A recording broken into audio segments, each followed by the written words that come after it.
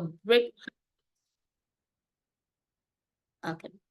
So after the business model canvas session, you'll be going for your breakout room.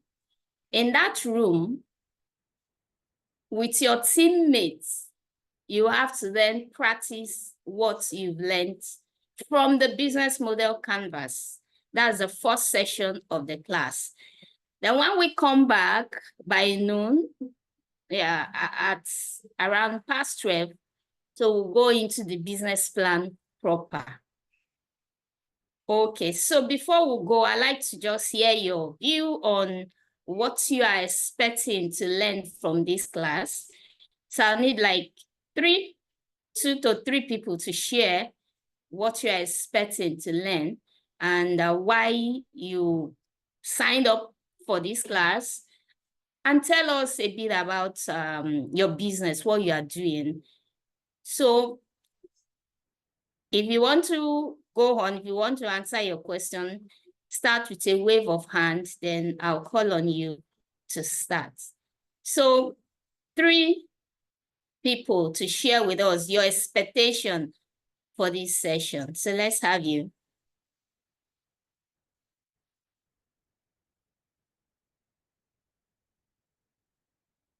Okay, Eniola Roberts, thank you very much. So let's have you. Good morning, ma'am. Good morning, everyone. Can you hear me? Good morning. Yes, thank you so much for the opportunity to be here. So, my name is Eniola Roberts, and I founded NBS by Super Fashion Class. Can you hear me, ma'am? I'm straining my ears to hear you. Okay, so go on. Let's see. Okay, so I said we are. I'm here to learn. I'm here to learn key strategies. There are also important networking and also building relationships after the skills. So that's what my expectation.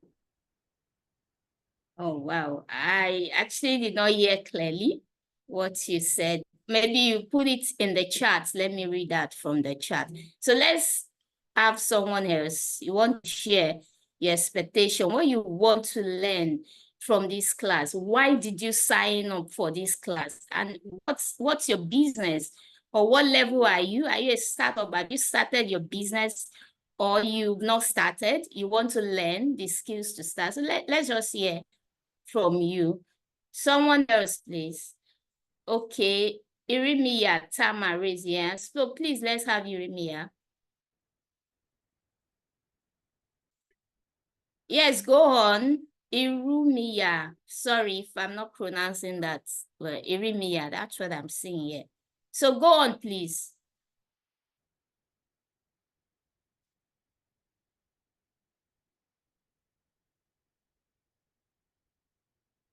Tama, yes, let's hear from you.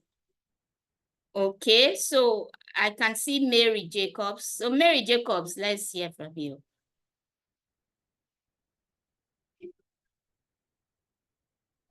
Mary Jacobs. I was trying to unmute myself. Good morning, ma. Good morning, yeah. Good morning, everyone. Good morning. So my name is Mary Jacobs. I'm a performing artist.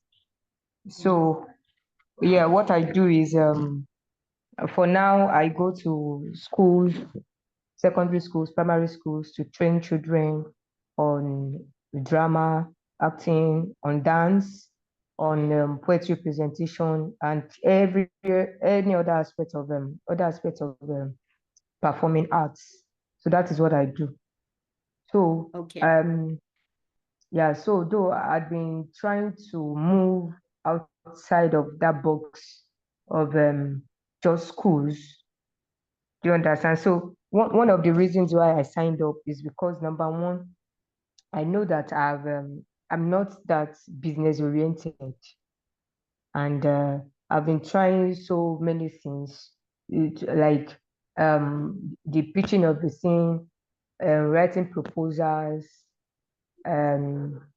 to companies, because I know a lot of companies, a lot of organizations who needs services like this. But for years now, I've not been able to, because I believe that it's not really this grant of a thing that one we wait for before you can move your business to the next level. So if I can get to know all of these things, I'm able to get to write good proposals and get connected with organizations that will hire me or contract me for their services.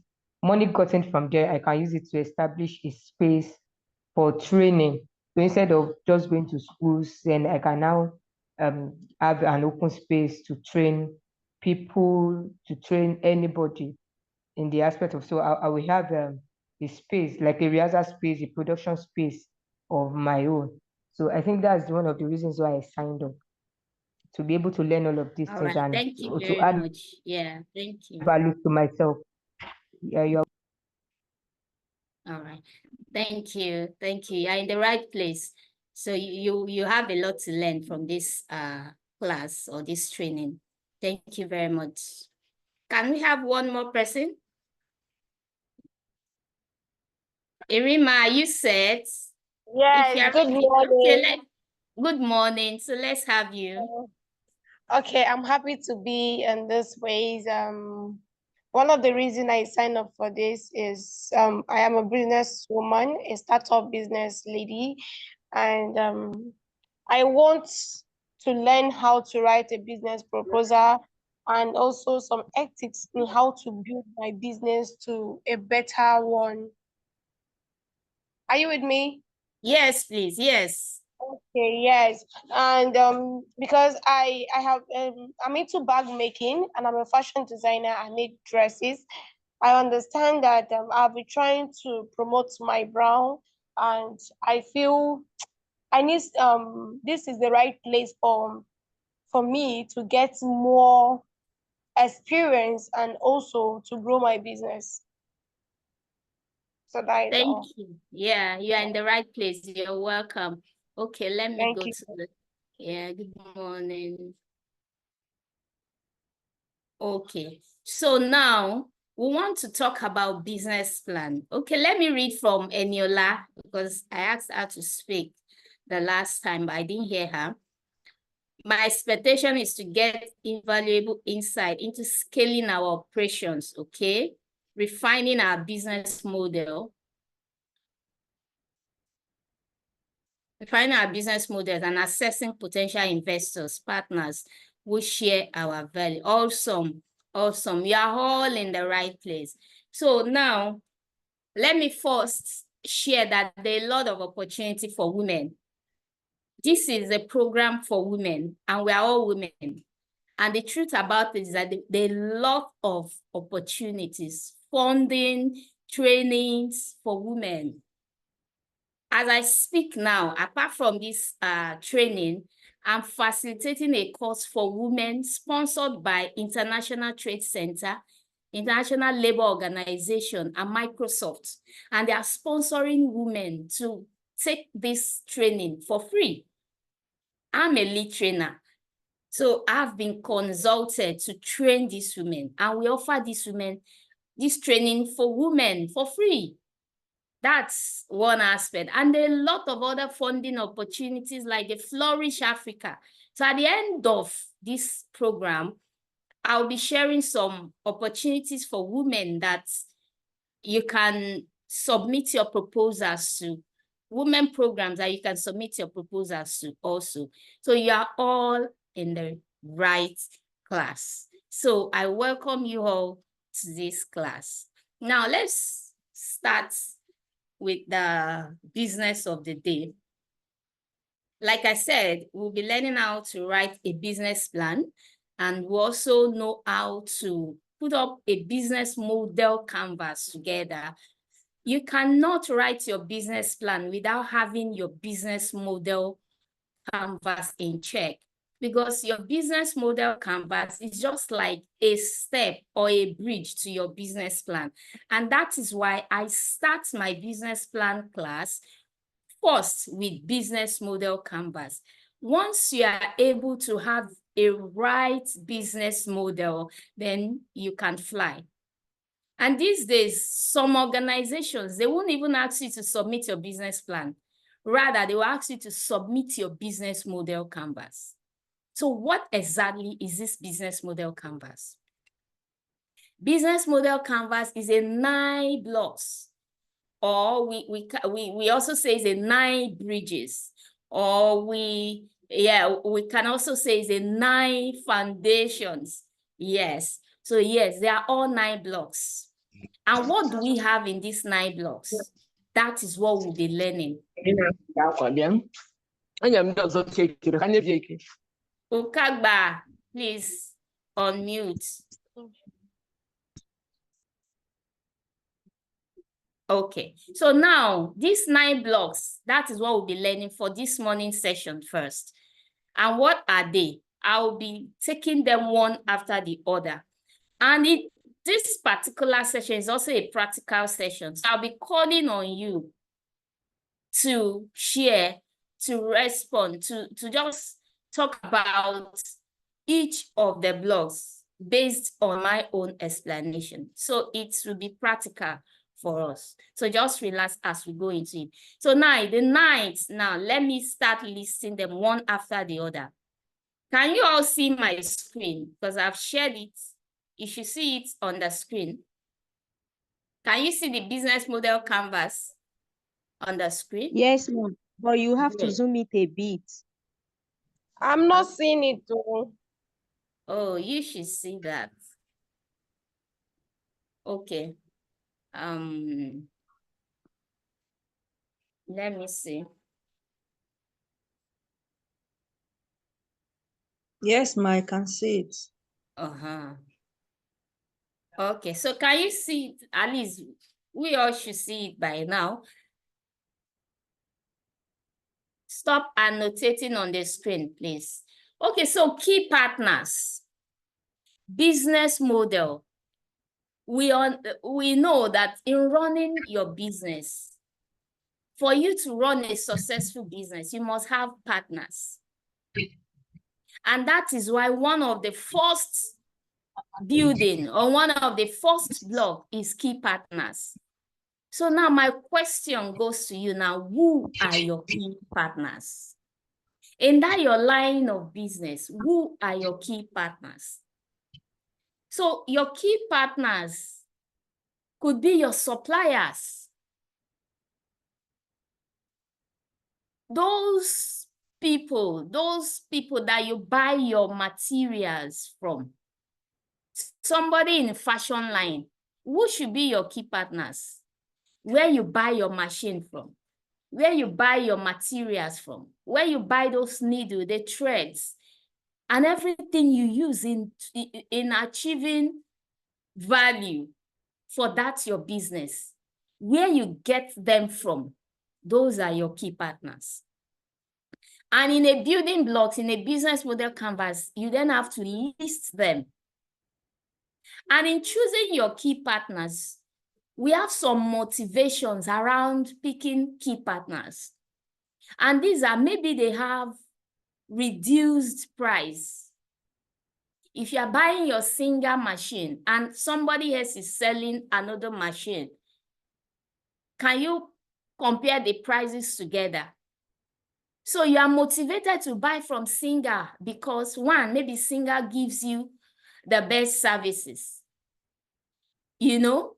So you are motivated to go for Singer than the other one. So in selecting your key partners, you look at your motivations and what you can get from that partnership.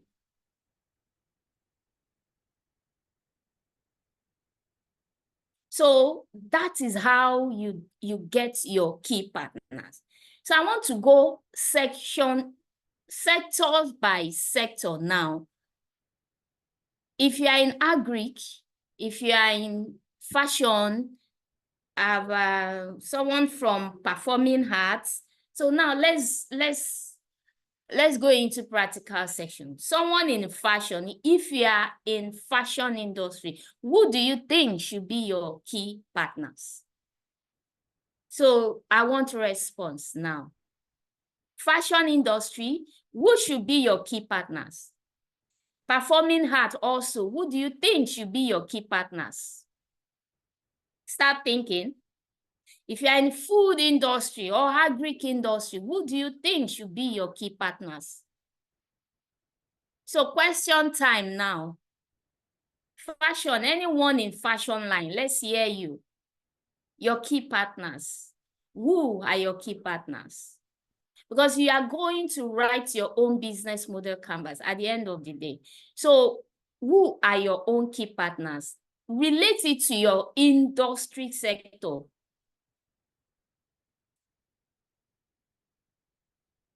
So Irimia, you said you are in fashion, you make bags, and then Yola, I think you also said you are in fashion. So can we just hear from you? Who are those that are your key partners? So we can, it will be practical and we can all also learn from each other. So fashion, Nkechi, Stella. Okay, I can also see Fatima. So Nkechi, Stella, let's hear from you, your key partners.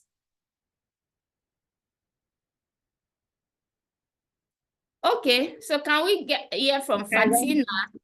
Okay. Hello. Hello. Can you hear from Nkechi Okaya? Okay, okay. So let's hear from you. Yeah, my key partner will be those consumer direct that consume my products. No. So you didn't get where you buy from.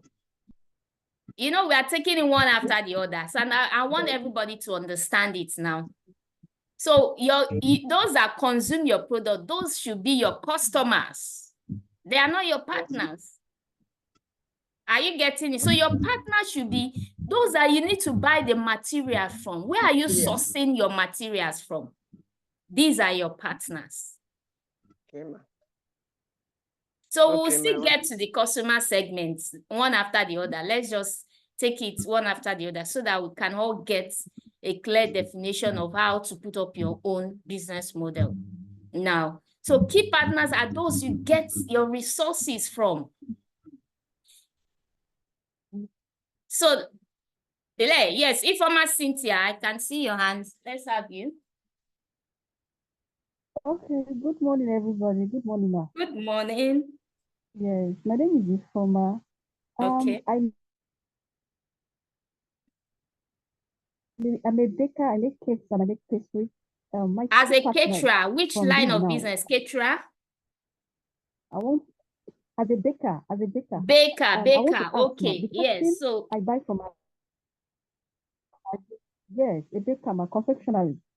yes. Is the person I buy from at Agege. So where you buy from at that market, what's their names? Those are your partners. Okay. So now, can you just share with us 3 of those people, those partners that you buy from? They have names. So if Yes, you're writing your business model, you list their names. So let's have you. Yes, continue. That I buy from. One of them I buy my baking equipment. Then when it comes to the oven, I have a fabricated people that are into fabrications that buy my oven from and my other mixers. Then the floor, I also have a store, Felicity baking store in tools that I buy from. So these are my 3 major suppliers. Very good. Now, just hold on a bit. Now, yes, when you know business is real life and you are your business, and I'm taking time so that you get the understanding, because when you stand to speak or tell people or defend your business model, you should be able to know your facts. So when you are writing that key partners, that woman that you buy baking stuff for, you won't say that woman on the paper. They have a name. They have a business name. So you write, so when you are writing it, you write that my key partner, so and Co Limited. La Gracia. Address, you write them. So if it is too, yes, so that's the aspect of key partners. That's how you just state it. It's just 9 building blocks, but once you have that well stated, anybody that sees it, any investors that sees it, they know that, oh, this person is really running the business and the person knows what she's doing. So now, Okay, ma'am. thank you, confessionary, Stella. Thank So you, ma'am. let's Yes, get ma'am. from somebody else, your key partners, another industry.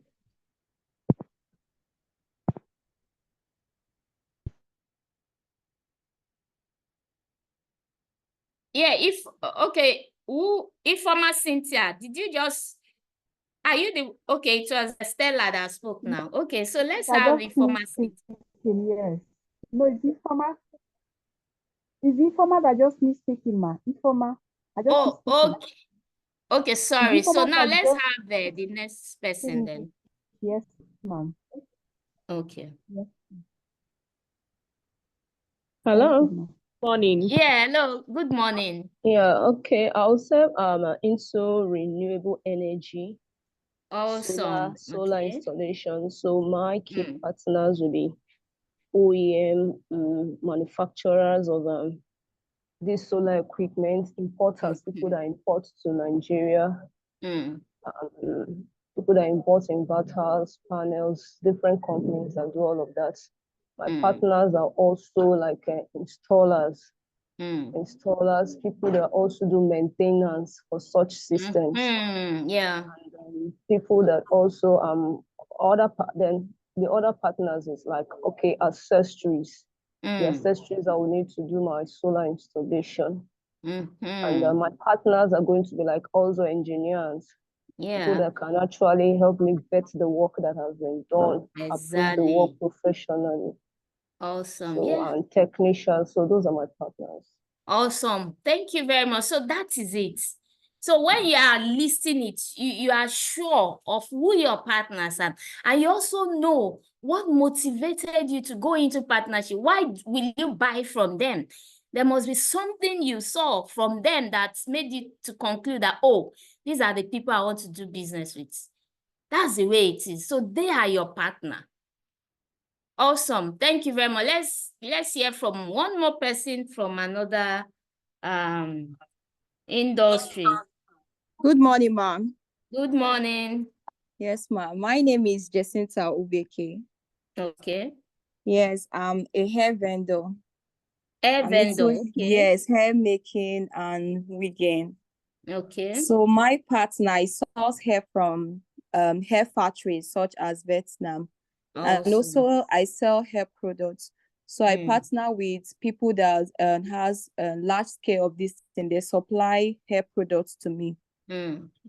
So mostly I partner with hair factories to get hair bundles so I can make them into a wig and sell them. Yes. So another thing about partnership is that you are able to say, okay, give me this stuff for some time. Once I'm able to, process it and sell it, I'll come back and pay to you. So that's why it is called partnership, because you can always run to them to provide you that stuff until you are able to pay, like book me down now. That's business. Book me down is everywhere.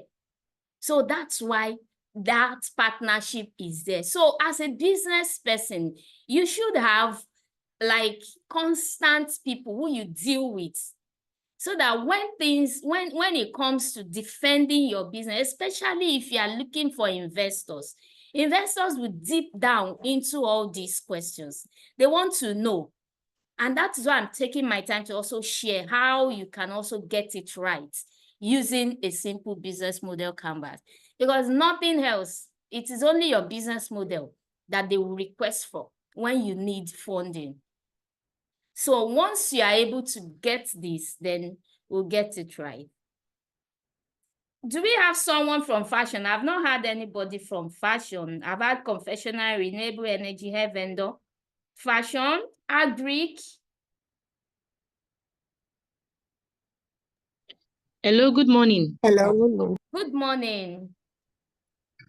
I'm in the agric sector. Great. Yeah. So I am into home gardening setup. Okay. I help people to set up their home gardens. Awesome. Irrespective of the size. So my partners include the input sellers. Input includes the seeds, the soil that we use, the fertilizers, And also I'm into hydroponics. In case we have customers that are not interested in using the soil, they want to plant in water to reduce the contact with soil. So also I have with the hydroponics, they plant in water.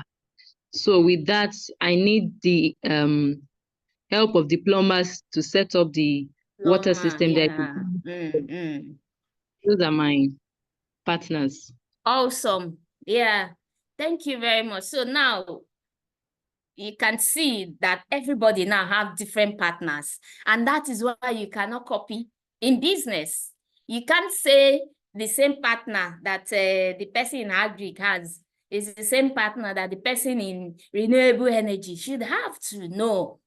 So know your business, face your business, understand your business, and be able to defend your business when the opportunity comes through pitching competition.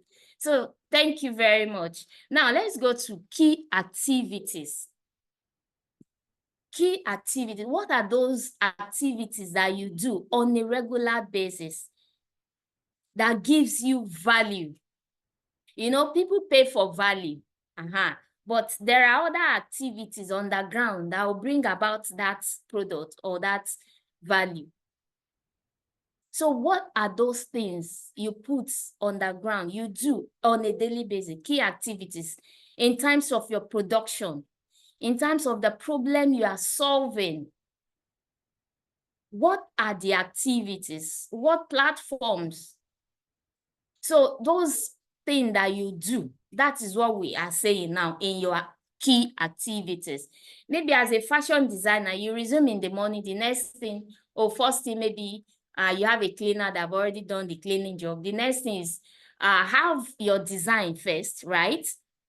Your design, then another step is cutting, another step is sewing, another step is packaging, then another step is then final dispatch, right? So what are those activities? That's what we're asking you in these key activities. As a confectionery business, on a daily basis, what do you do? What are those activities that you put together? We're not talking about the product now. What do you do on the ground to run that business on a daily basis? Someone in renewable energy, what do you do on a daily basis, on a monthly basis? Some businesses are monthly basis. What do you do? Hair vendor, how Greek said, what do you do? You know, I'm calling so that you know that it is sector-wise, the same business model, but it's applicable to different people, different businesses. But we all have our different results. So that's the way it is for business model. So now let's go again. Yeah. So we want to share your activities on a daily basis. So let's also hear. Go on once you are, yeah.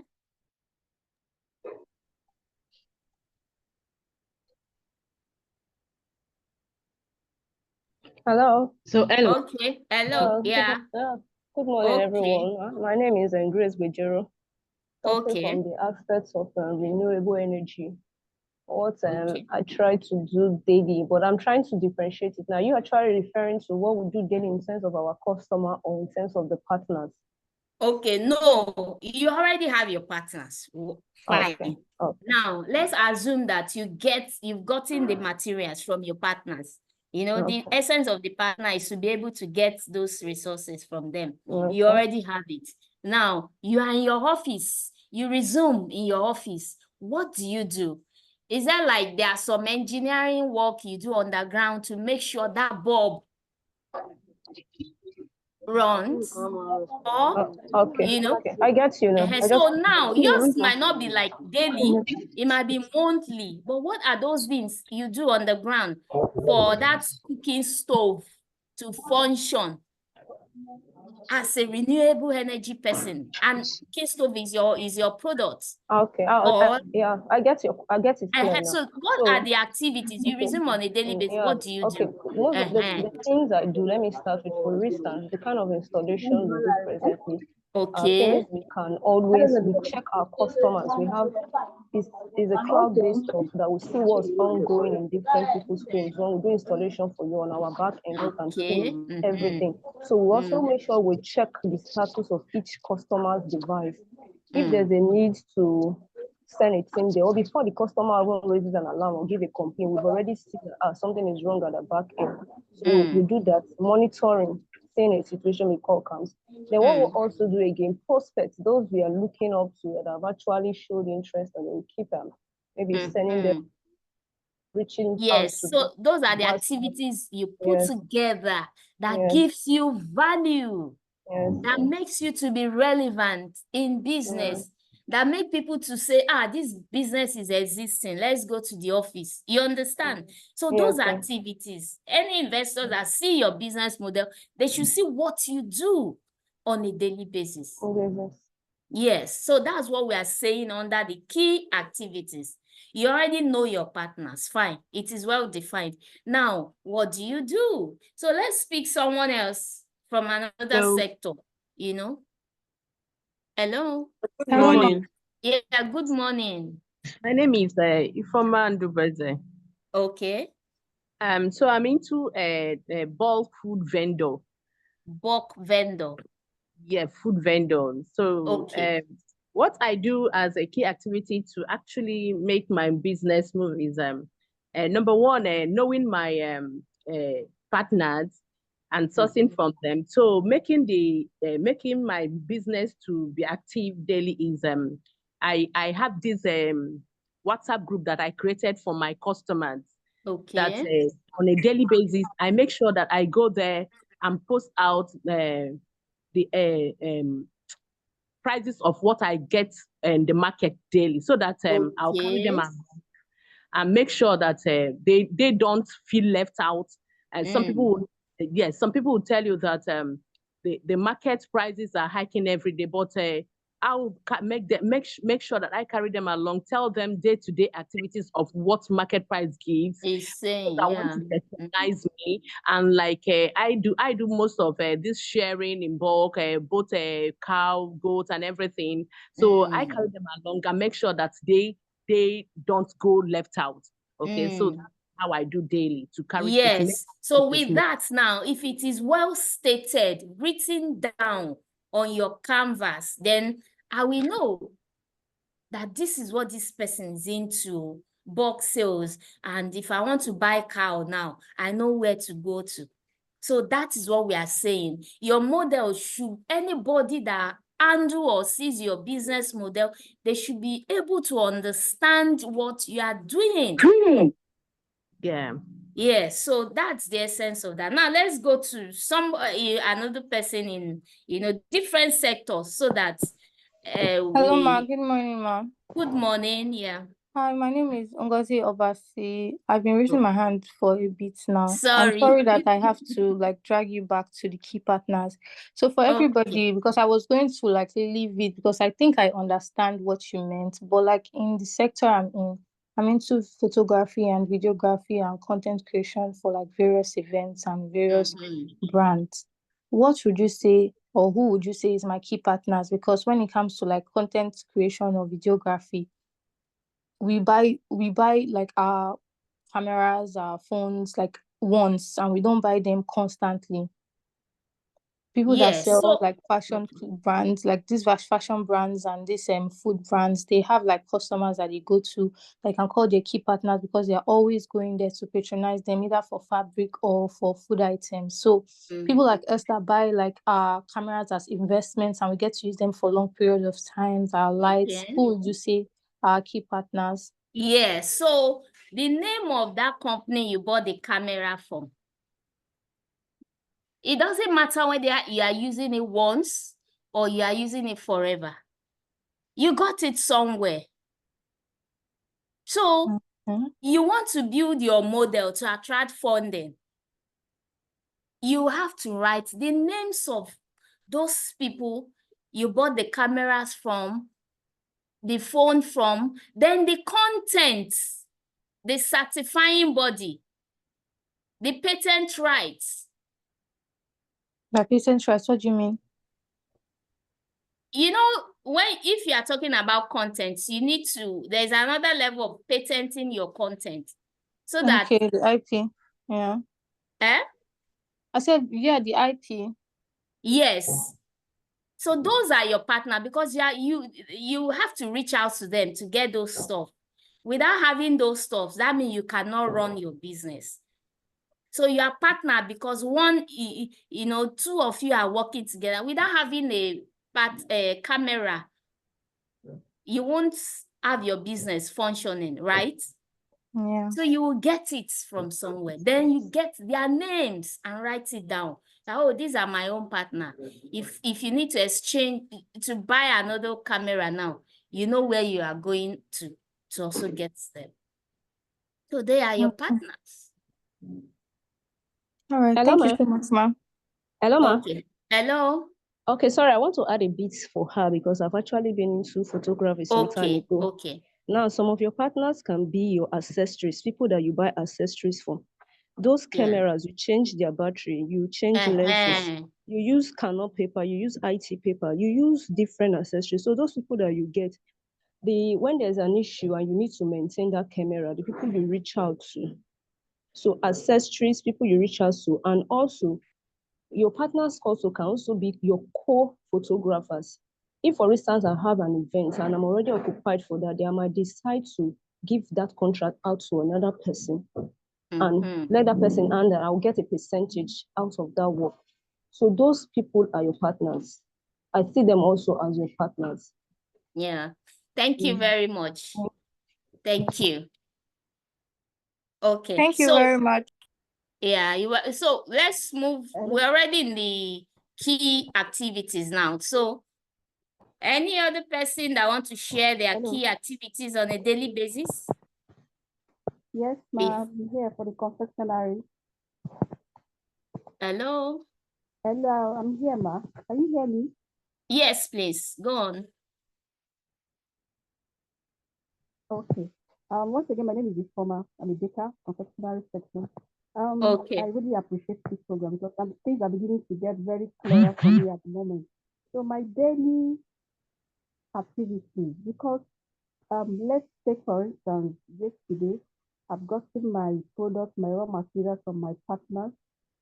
Today, I tend to send out what pastries that will be on the menu early in the morning to my prospective customers, and what time, because we bake from the scratch. That is our unique value. We bake, we don't pre-mix. We bake from the scratch. We bake it fresh and hot as it is. So I share my menu for the day. Then I go into production, the mixing, baking, and the frying. So these are one of the activities I do for the day. Okay. Thank you. Put the orders and see to their delivery at that time when it's due. So we don't keep people waiting. Okay. Thank you for that. Okay. So now let's go to value proposition. In writing these aspects of your BMC, it just means that what value can people see? You know, people pay for value.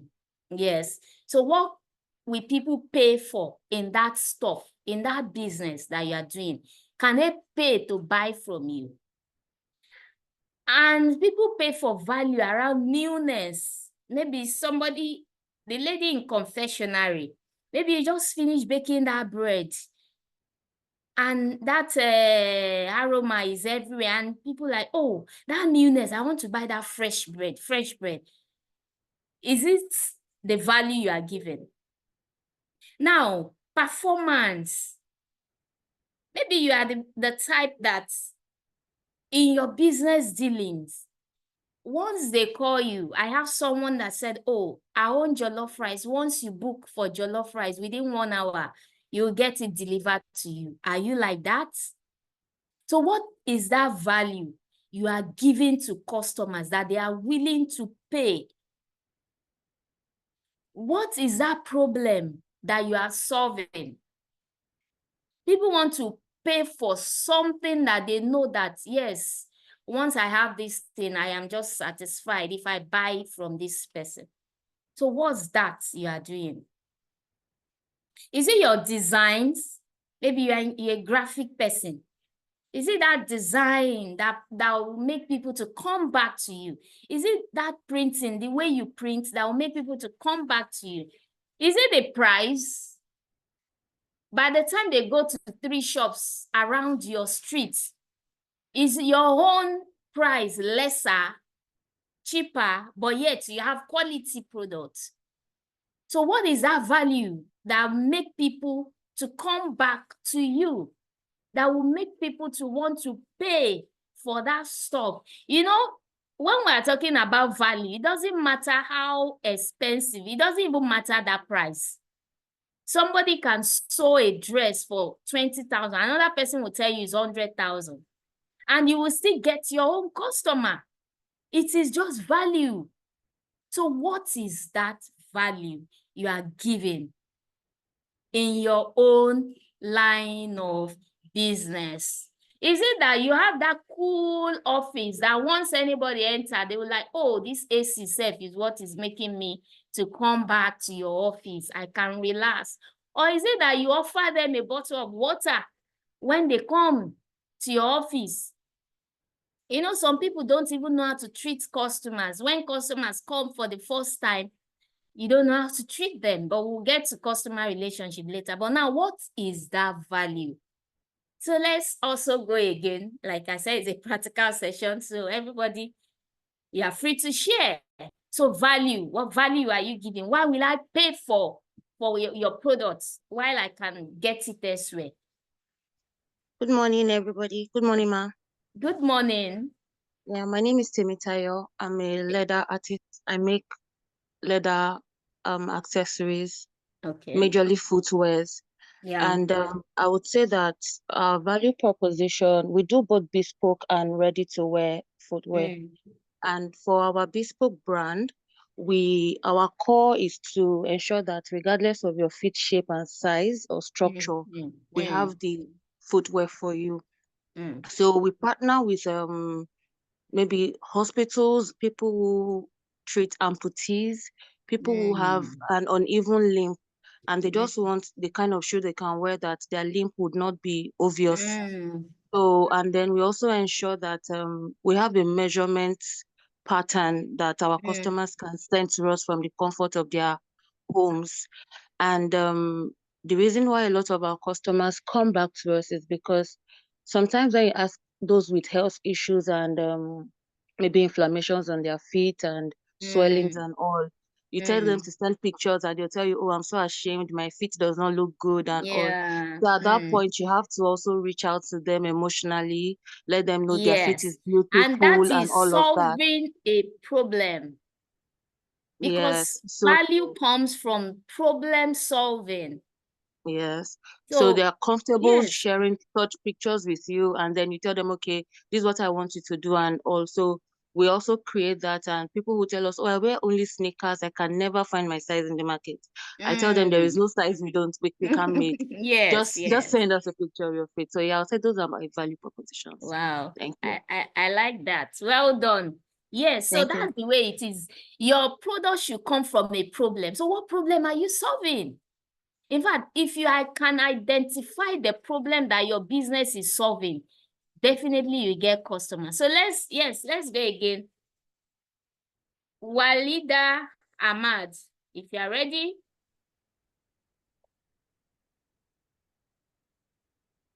Then let's iPhone. I can see iPhone. If you are the one that use iPhone. Okay. All right. So whoever is ready, speak. Let's also hear your view on that. Okay. Hello. Hello.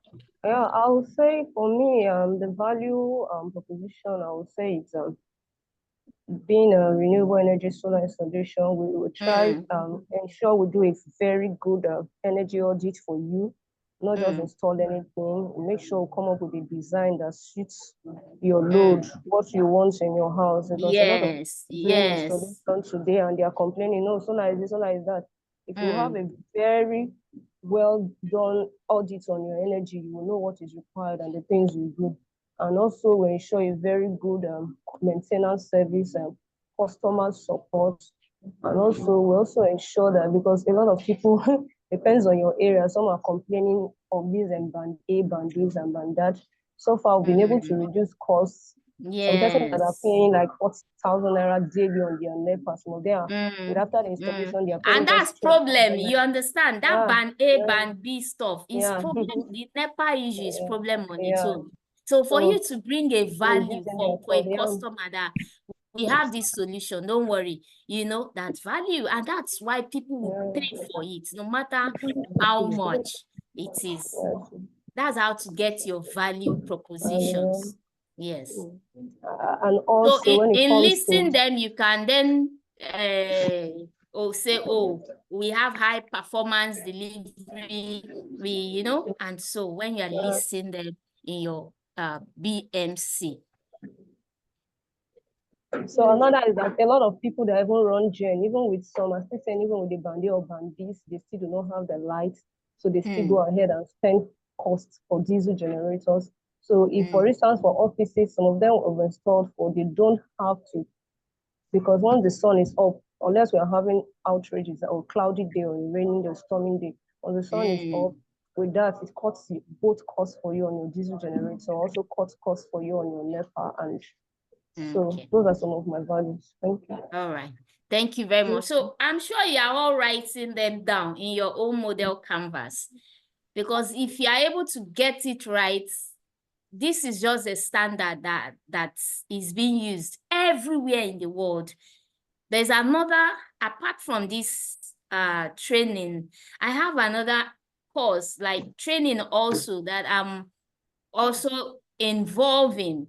And we are reviewing applications of people that sent in their, you know, that sent in their application. And it was just on business model canvas. You know, the question was like, who are your key partners? Who are your key activities? What are your value? Who are your customers? And the likes. And that was just what that essays was just all about. So if you're able to get it right. And for me, you know, when I saw that application, only 50 people did not even get in from Nigeria. A whole Nigeria, 50 people. You know, I was like, what is our own people doing in Nigeria now? So, and the application went to South Africa, Kenya, and the likes. Less than 50 people got in. So this thing that you are learning, please, let's just put it into practice. Use it as a guideline to also build your own business model canvas, because it's not really common. Most of the entrepreneurship program they do, you won't see teaching on business model canvas. And that's why a lot of people don't know how to put up a business model canvas. Yeah, so please, this is a plus for you if you are in this class. So thank you for that. Now let's go to customer relations. Customer relations or relationship. How do you relate with your customers? Do you have that repeat buying customers that once they buy from you, they're always like, I bought a perfume sometimes last year from someone, and this year I sent her a message that I want, you know, I want this same perfume, not just one, you know, I buy in bulk like that so that it will last me for a very long time. And I just sent it to her. She didn't even reach out to me to ask me, oh, the first purchase, she did not reach out to me. How did you see the perfume? It didn't, nothing like that. But it's just because I love the perfume. On my own, I was able to reach out. So you can imagine if that kind of customers, since last year.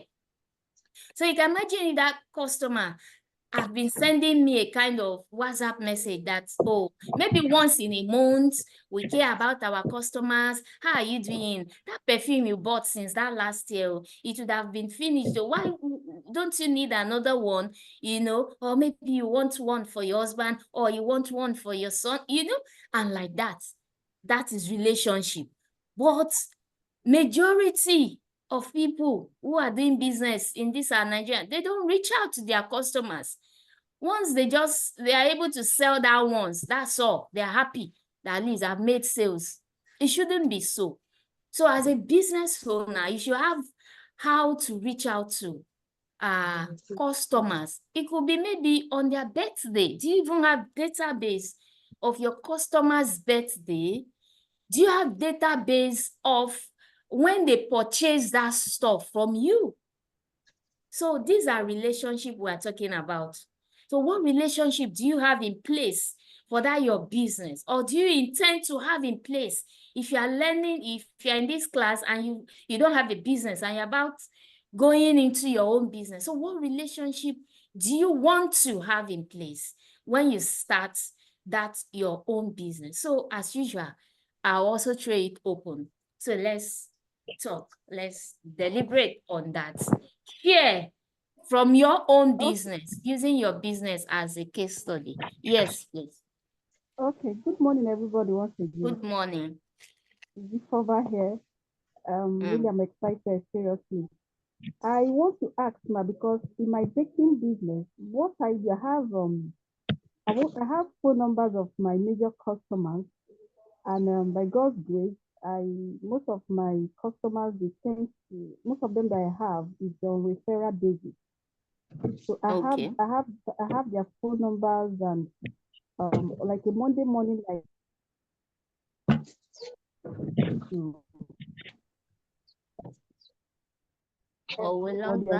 created a broadcast list to them. Then birthdays, once a while, I tend to remind them in order for them to book 4-5 days ahead of birthdays, if they can book or they have plans.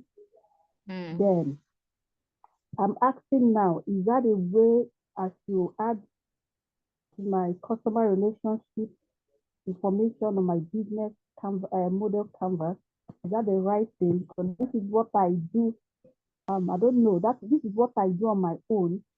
But yes, so on your own business model canvas, you just stated that the relationship I build or establish with my customers are on a monthly basis. I sent them happy new month. I have a client like that every month. She's always sending me happy, and since 2 years or how many years ago that she did a business with me. So that's it. So like it won't be like you are disturbing them. So maybe on the monthly, it could be quarterly. After 3 months, you just send them, we are just sending this to check on you. You patronized us so time, and we are just checking on you.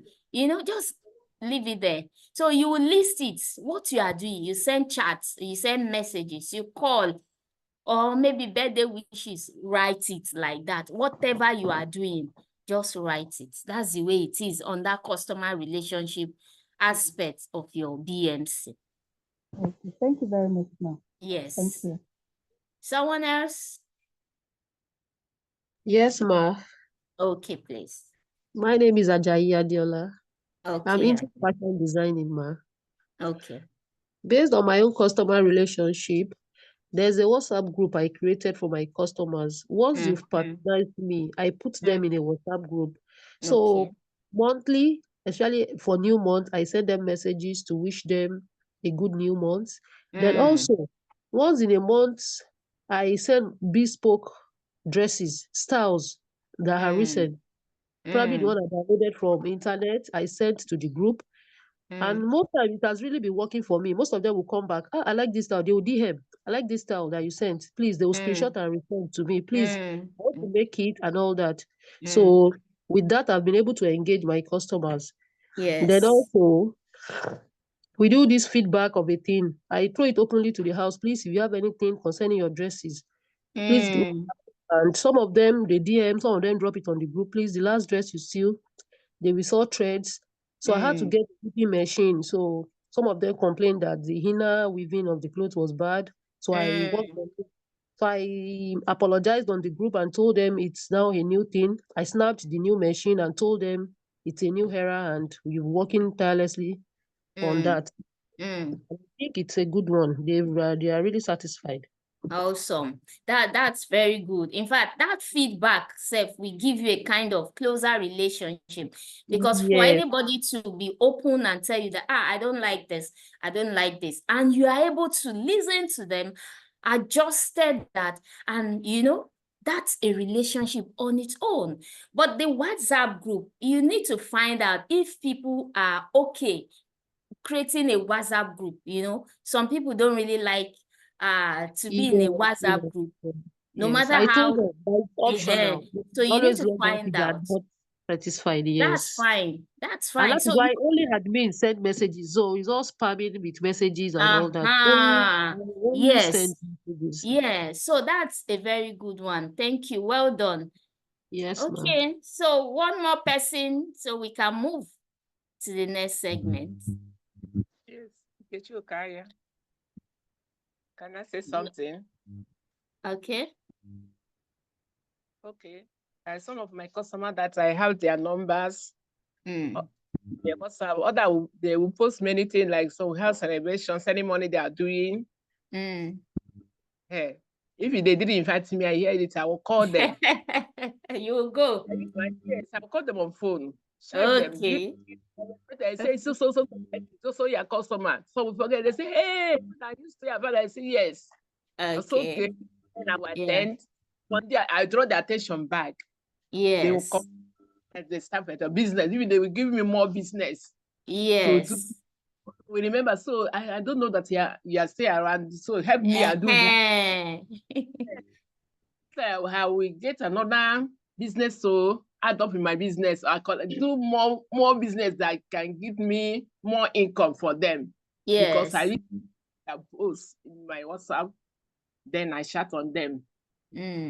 So that's the way it is. There must be a relationship between your business and your customers.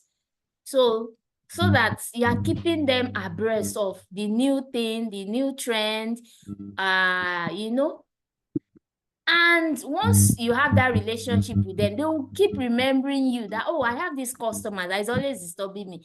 This kuli kuli, every time this person is always bringing kuli kuli for me. That's a relationship. So you must have something you are doing on that. And if you are writing your BMC also, you have to state them on that model. Thank you. Now let's go to customer segments. From the key partners, the key activities, the value you are giving your customer relationship. Now, your customer segment, who are your customers? Who are you selling to? Who are those that are buying from you? Do you have a niche market? Like maybe your product is mainly for only diabetic patients, or your product is only for, a kind of few numbers of people, a niche market. A niche market is just like selected kind of people. Not everybody have diabetes. Not everybody also will have cancer. So maybe your own kind of business or kind of product is targeting some certain people. So that's the niche market. Or do you have like a mass market?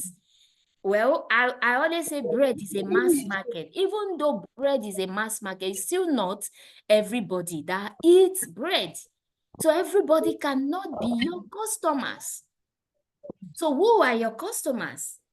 As much as we have different detergents, not everybody use a particular detergent. Everybody has their own choice. So who are your customers? Let's also start.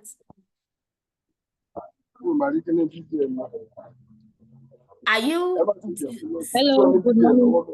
Do you have just male people? Are you funny yours? Sorry, please, who is that? Kindly unmute yourself. So maybe yours own business, you are servicing only female people, female or male or children or just or adults. So who are you servicing? Who are you providing service to? Who are they? Hello. Yes, hello. I'm Bamiro again. I'm the one in the agri sector. Agri sector, okay. Yes. So my major clients are actually families, especially homeowners. Okay. Those that actually live in their own apartments, because it will be easier for them to have their own farms or mini gardens, so to say. It will be easier for them to set it up. For those that are not actually homeowners and live in a spacious environment, so they too will want, but they will have some sort of reservation setting it up. Although most of the setup can easily be moved around, especially the hydroponics and sometimes the cocoa pit option. But then the major clients are the homeowners that are comfortable, that are rest assured, the spaces. Secondly, are the kids that might want to train the kids about plant development. Some children don't know about how plants grows. They just see things like that. So schools might also want to train kids with plants that will easily reach, like lettuce. Now in 1 month, you're already harvesting and eating your lettuce. Wow. So I am also thinking about some establishments that might want something like food or cucumbers that their employees can easily go to the back of their establishments to use to have some refreshment. So that is something I just thought of anew. So You those see, are my. yes, very good. Thank you very much for that. Home garden. It's not everybody that knows about that. So I like the fact that you know that homeowners will really want such. So they are your customer segment. So you focus more attention on that segment instead of finding or looking for everybody to come and do home gardening. Do you understand it? So now let's go again. Yes, if you are there, so let's have you. Good morning. Good morning. Hello. Yeah, hello, good morning. Continue, please. Good morning. Oh, sorry, I can't hear you. Informal development. Okay. The woman that is into the customers. Yes. Okay, so I say my customer segment is the people I sell to are families, most especially those big, large families that are workers that cannot go to market themselves, and then people that are working that cannot be able to go for shopping by themselves, and then those people that actually want something in bulk, but they cannot afford to buy it in a full bag by themselves alone, and that want to share with others. Those are my targets of people that I sell to. Awesome. Yeah, so Annie is also saying that target customers are Gen Z and urban millennials between the ages of 18 to 45, male and female, who are sustainability minded and active on social media. Yeah, they live in the urban area in Lagos and are middle-high income earners. Awesome. Yes, so you should be able to define your target audience as it is in this, your BMC. So if you're able to clearly state them, where are they? Are they only in Lagos? Are they all over in Nigeria? If you're looking at the Nigeria as a whole, how do you want to reach them? Depending on your own kind of business, you know? So you should be able to define your target audience or your customer segment. So yes, awesome. Do we have one more person for that? So we can move again. Any other person? Okay. All right. So now let's go to the next one. Key resources. Key resources. In that line of business, that business that you are doing, what resources do you use?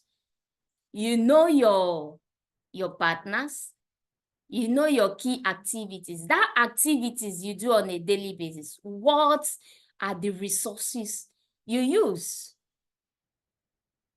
What distribution channels do you have? Like, do you have machines that deliver for you?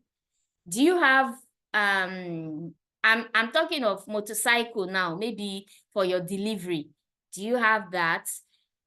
We are talking of key resources now, what you have. You have your office space, you have your machines, you have your solar products, you have your internet, yes, for that you use also. You have your laptop, you have your data, you have your human resources, maybe your staff.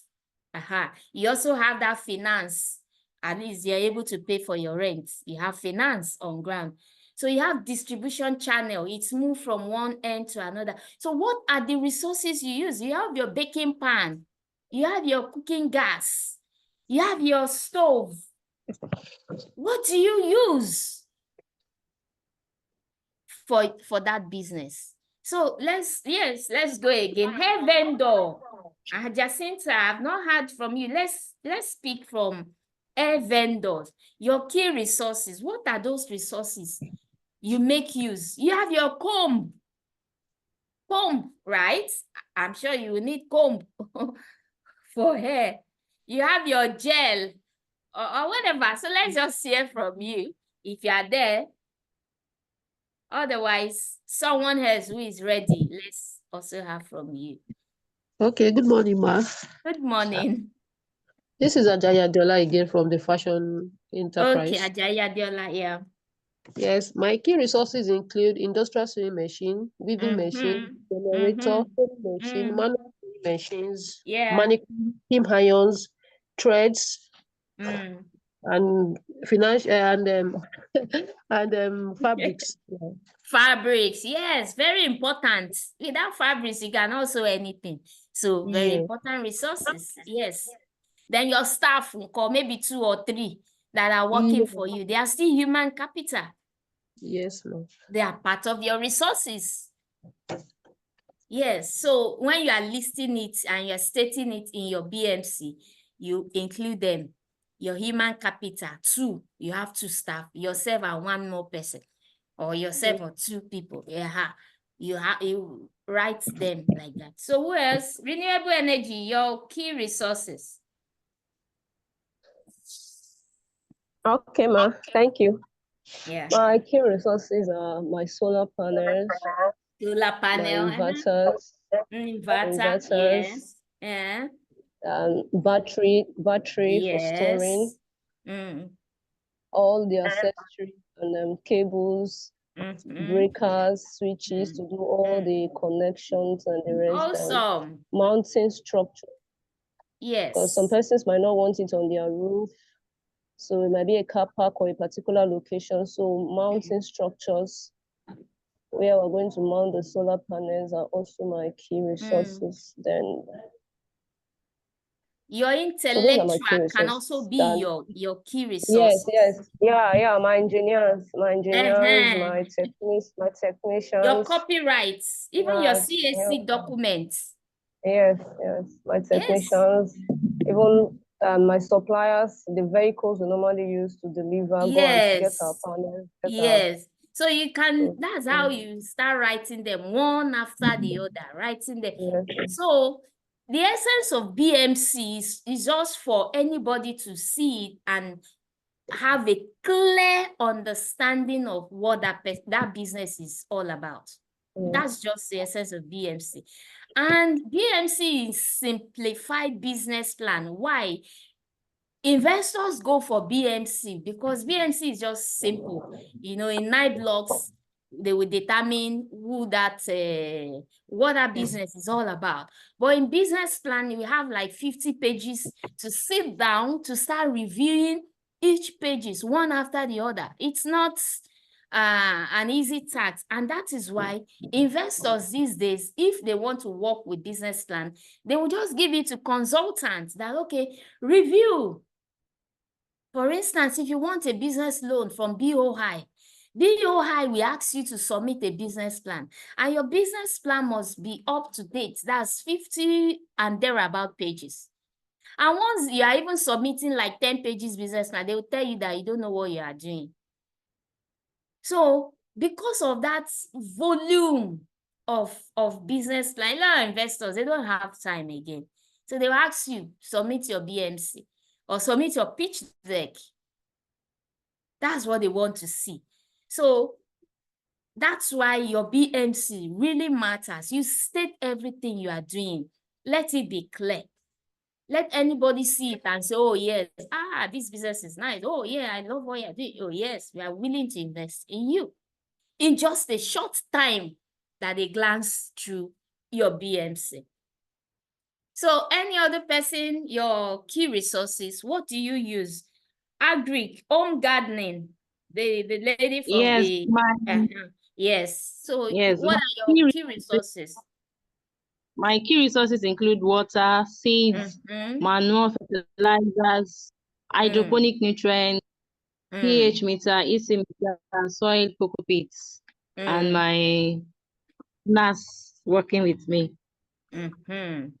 Then your CSC, you're not mentioning is your resources. So because you know these days, if investors are also coming to you, they will ask for your business document, that's your CSC.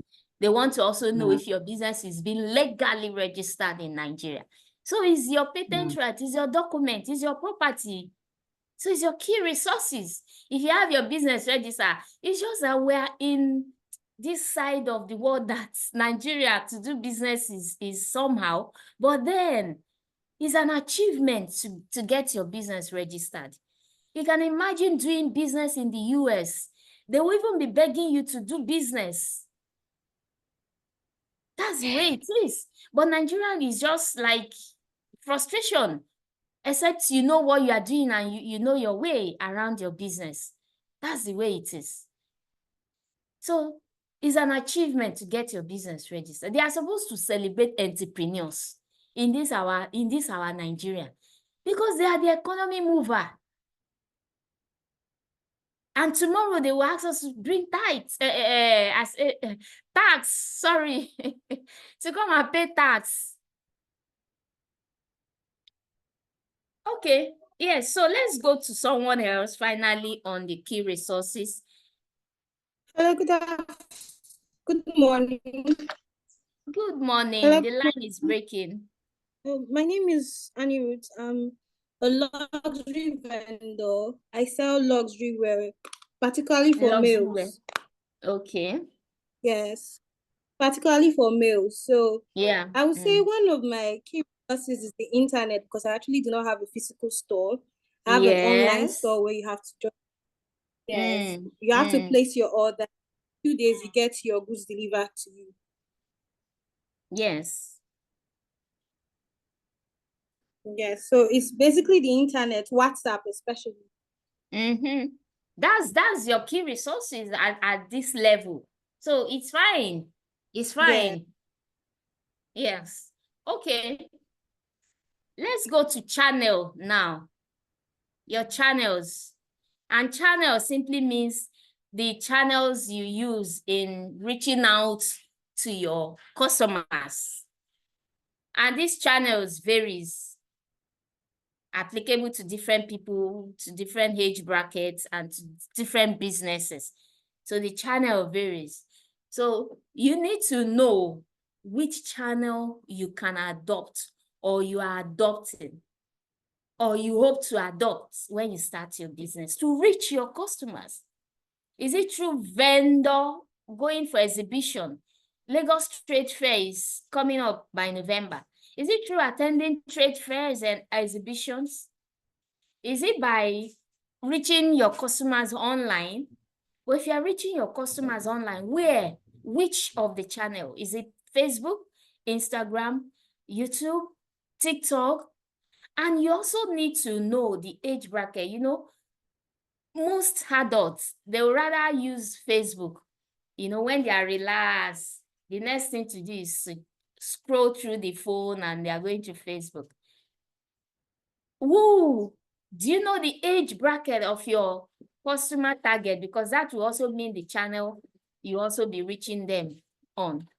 Some prefer to use Instagram. They will hardly use Facebook. They will prefer to do Instagram. So are you reaching those customers also through your Instagram page? Why some TikTok? Why some WhatsApp?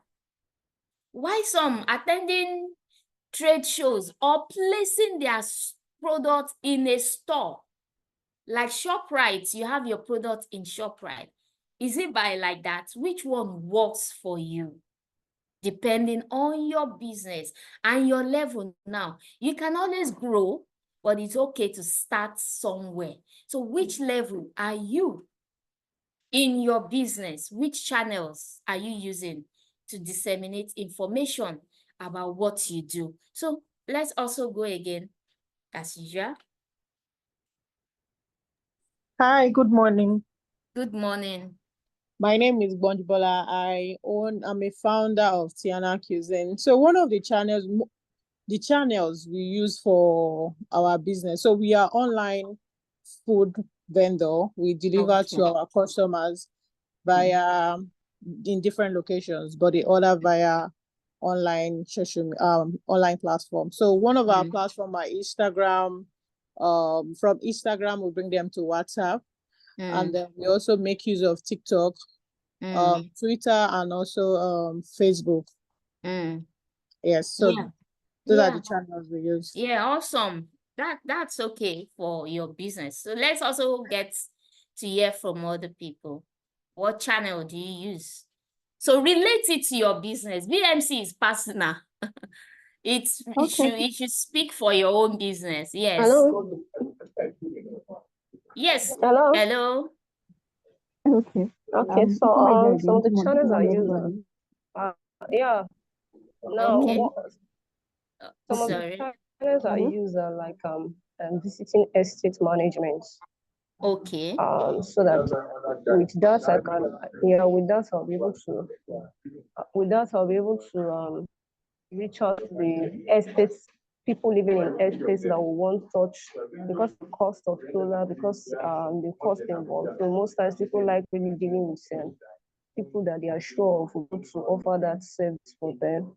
So we do estates. Sometimes like I still reach out to schools.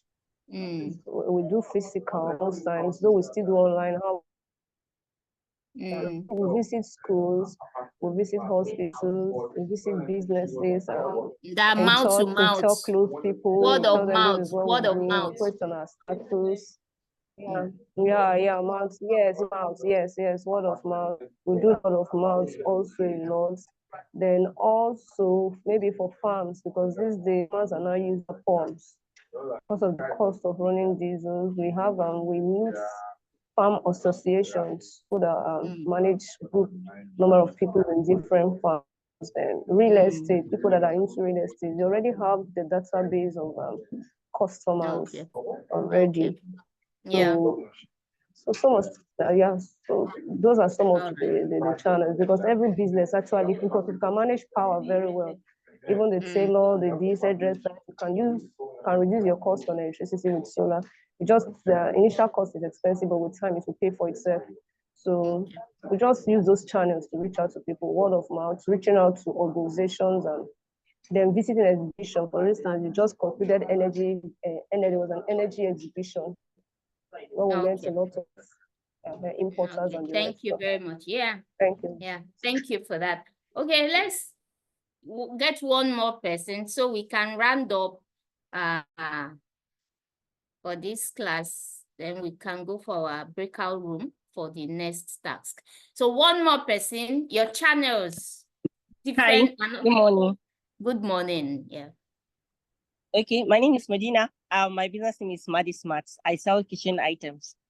Mostly my channel are all the social media platforms. I use Instagram. From Instagram, I bring them back to WhatsApp. From Facebook, I bring them to WhatsApp. From TikTok, I bring them to WhatsApp. Because with WhatsApp, you can post as much as you can. You can be very, very free on WhatsApp. Unlike other internet social media. And then I have a shop. So what I do is from other neighbors, maybe if there's a customer that comes to my neighbor's shop and I see that he or she can be a target customer. I can help my customer to welcome them into their shop. And then I'll tell them, I have so thing in my own shop. They can also, I use that as it's a very, very good channel for me. And then maybe when I go to occasions, I go with my little flyers and then I introduce myself to those people that I sit with. In fact, I can, you know, the way you present yourself, matters. It matters. It will sell your business for you. Yes. Like when you sit amongst women in an occasion, gist will bring gist. And then before you know, you chip in, you sell your business, you sell yourself to them. Yes. And then you bring that flyer and then you share to them. But I make sure I collect their number and I give them my number and then I'll tell them, we'll meet on WhatsApp. Don't worry. You know, those sweet mouths. This is one of my sweet channel also. So yeah, thank you very much for that. Okay, so the two more. Okay, before I go to the last two, can we just I've mentioned how many building blocks now. Can we list them so that let me know if you're actually following. So how many building blocks do we have? And how many have I listed? How many do we have more to go? We have 9 building blocks, ma. Awesome. We have treated how many? 7. 7. Thank you. Yeah, I want to know if people are really following. Okay, so now we have cost structure. Yes. In this aspect of your BMC, the cost structure is just telling us, oh, how are you able to structure your costs so that it's not affecting your production? That is, how are you able to minimize your expenses so that you get more profit and you spend less to get more profit? That's just what cost structure is talking about. Now, let me break it down. For instance, do you buy in bulk in order to get reduced costs? Do you buy in bulk?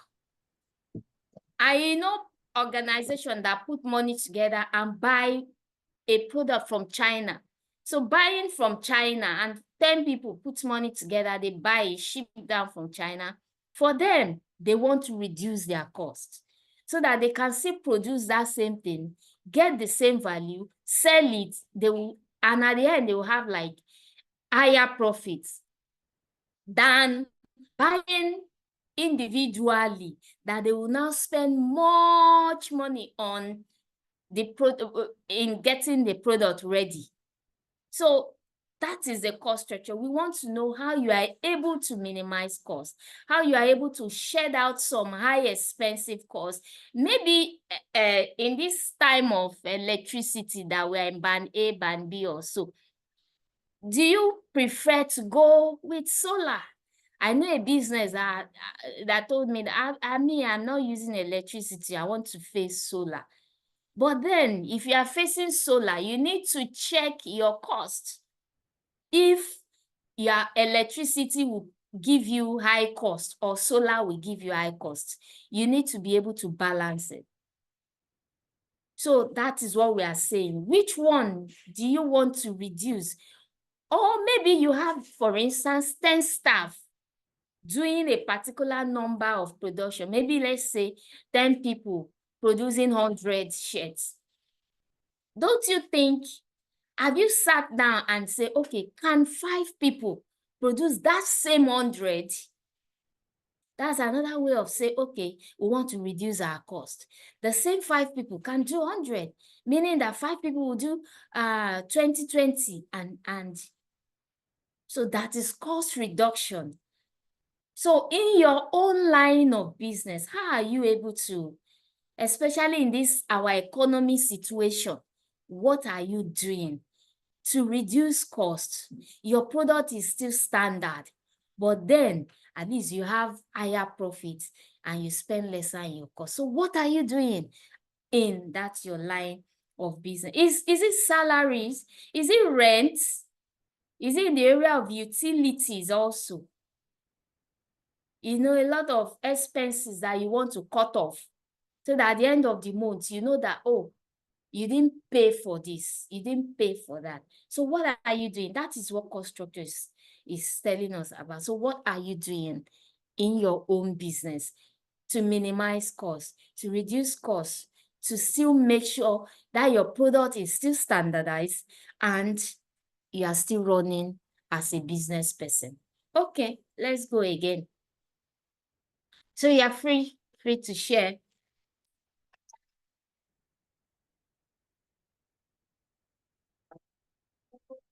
Yes, please, if you are ready, please share. Hello? Hello? Yes, please. Okay, what I will share here is, Hello, for can I instance, share, for ma? me, Yes, go on.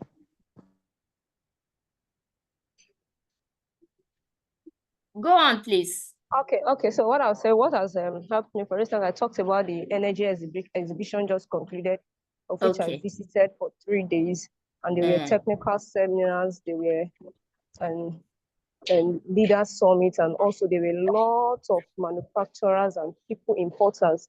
So I was able to get a database for the cost of different types of solar panels, the cost of different types of inverter, the cost of different types of batteries. So with that, I've done a very good comparison to see the cost. Then I also reach out to the Nigerian market here, those that I have it here, what are their price? So it helps me to really price. When I want to buy from you, I will price to make sure that what I'm buying is not at a high cost, so that my quotation will not be too expensive. So it makes my food to be very competitive. So that's how I've been able to. Yes, thank you. Yeah, thank you for that. Okay, who else? Who else in that area? What are you doing to still be in business? Okay. In terms of cost reduction. Ma? Like rice now is expensive. How are you doing it as a food vendor, food person? Can I go on, ma? Yes, please. Hello. Yes, hello. Go on. Okay. Thank you, ma. Yeah. My name is Ifoma again. Okay. Before now, when I took the calculation of cost of production, cost of raw materials, I decided to, once I gather my money, I go to the main market, my customer and my partners and shop. I sit there before we chat for 5-10 minutes. Somebody walking that wants to buy half of a carton of the same product that wants to buy, I stand there in case they don't want to sell half for me. But before 10-15 minutes, somebody must walk in. So I start buying in bulk. I stop pieces selling. So like my new products, use that I use for my bread dough and I started buying in bulk. The baking powder, the baking soda, the sugar. So what for me so I started buying in bulk again. Okay. The reselling ones I used to buy in pieces before now. So that's what I've been helping. Yeah. To reduce Thank you. cost. Thank Then you for that. When I bought those in bulk, I came back. Okay. All right. Thank you for my. So can I also when I start buying my list, Okay. Yes. Okay. Hello. Hello. Hello. Ifoma, are you done? Okay, you mentioned the food vendor. I wanted to share how I cost my structures. Okay, please do. Yeah. Okay, so I like now that food is really on a high Yes. Side. Okay, so because I do most of this sharing, and sometimes you get an order from a customer that they want meat.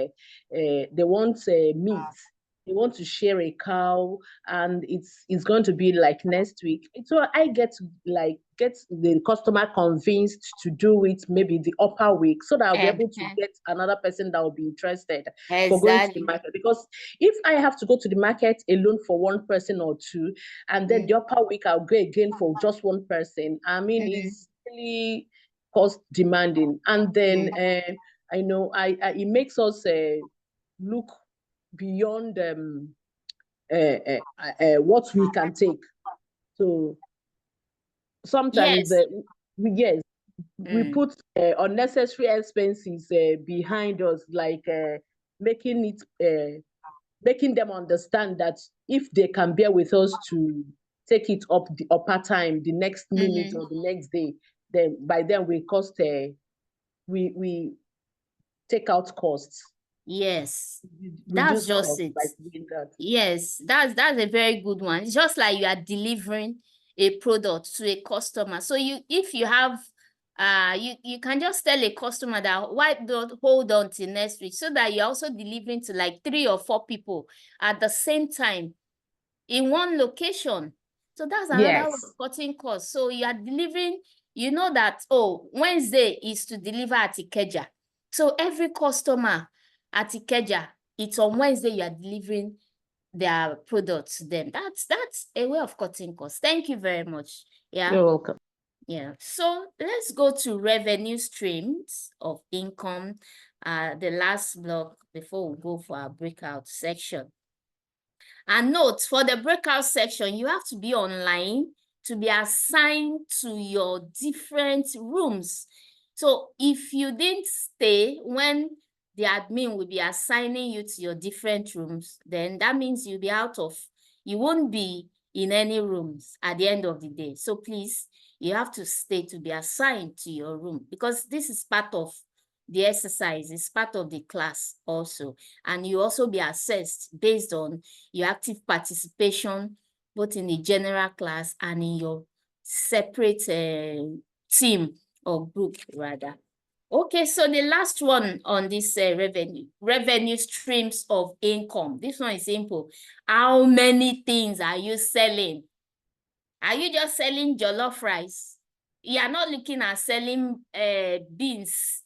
You're not looking at selling spaghetti, or maybe delivering home service. That's another revenue source. If you deliver to home, that's a fee. If they come to your shop, that's another service. You get paid for that.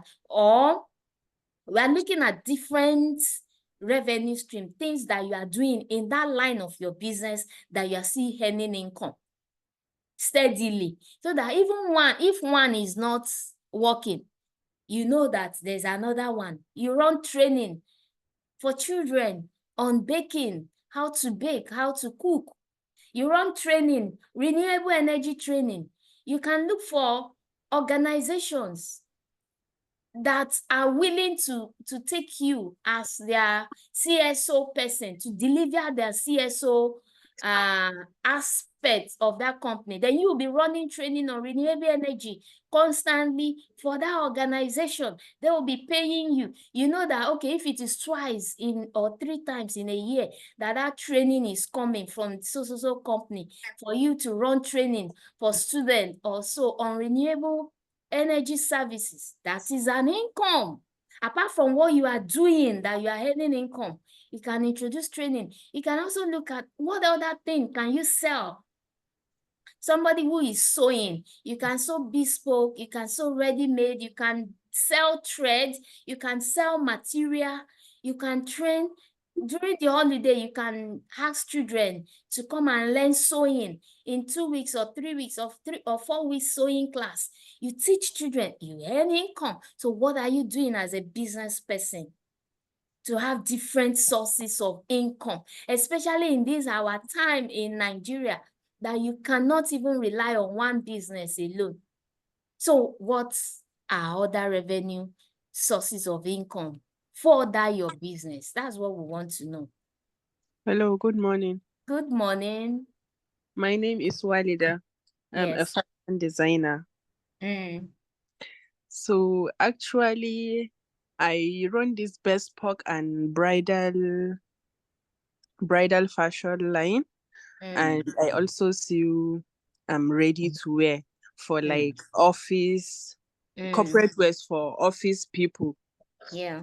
And I also sell like handmade shoes as side hustle, not like all the time, but sometimes when I have enough like money to, I will just add my collection. Since people are buying ready-made gowns, they will also find it useful to buy the shoes. And also I sell bed sheets. Okay. So I'll just keep like some bed sheets with me in my shop. When people come to bring their clothes for sewing, or when they want to buy the ready-made, they will see the bed sheet and select from them. That's what I do as my side hustle. Yes, so this side hustle must be able to bring income added to what you are doing, so that revenues, we are saying that what other sources of income do you bring in to that your business, So when you are putting them down in your BMC, you state it.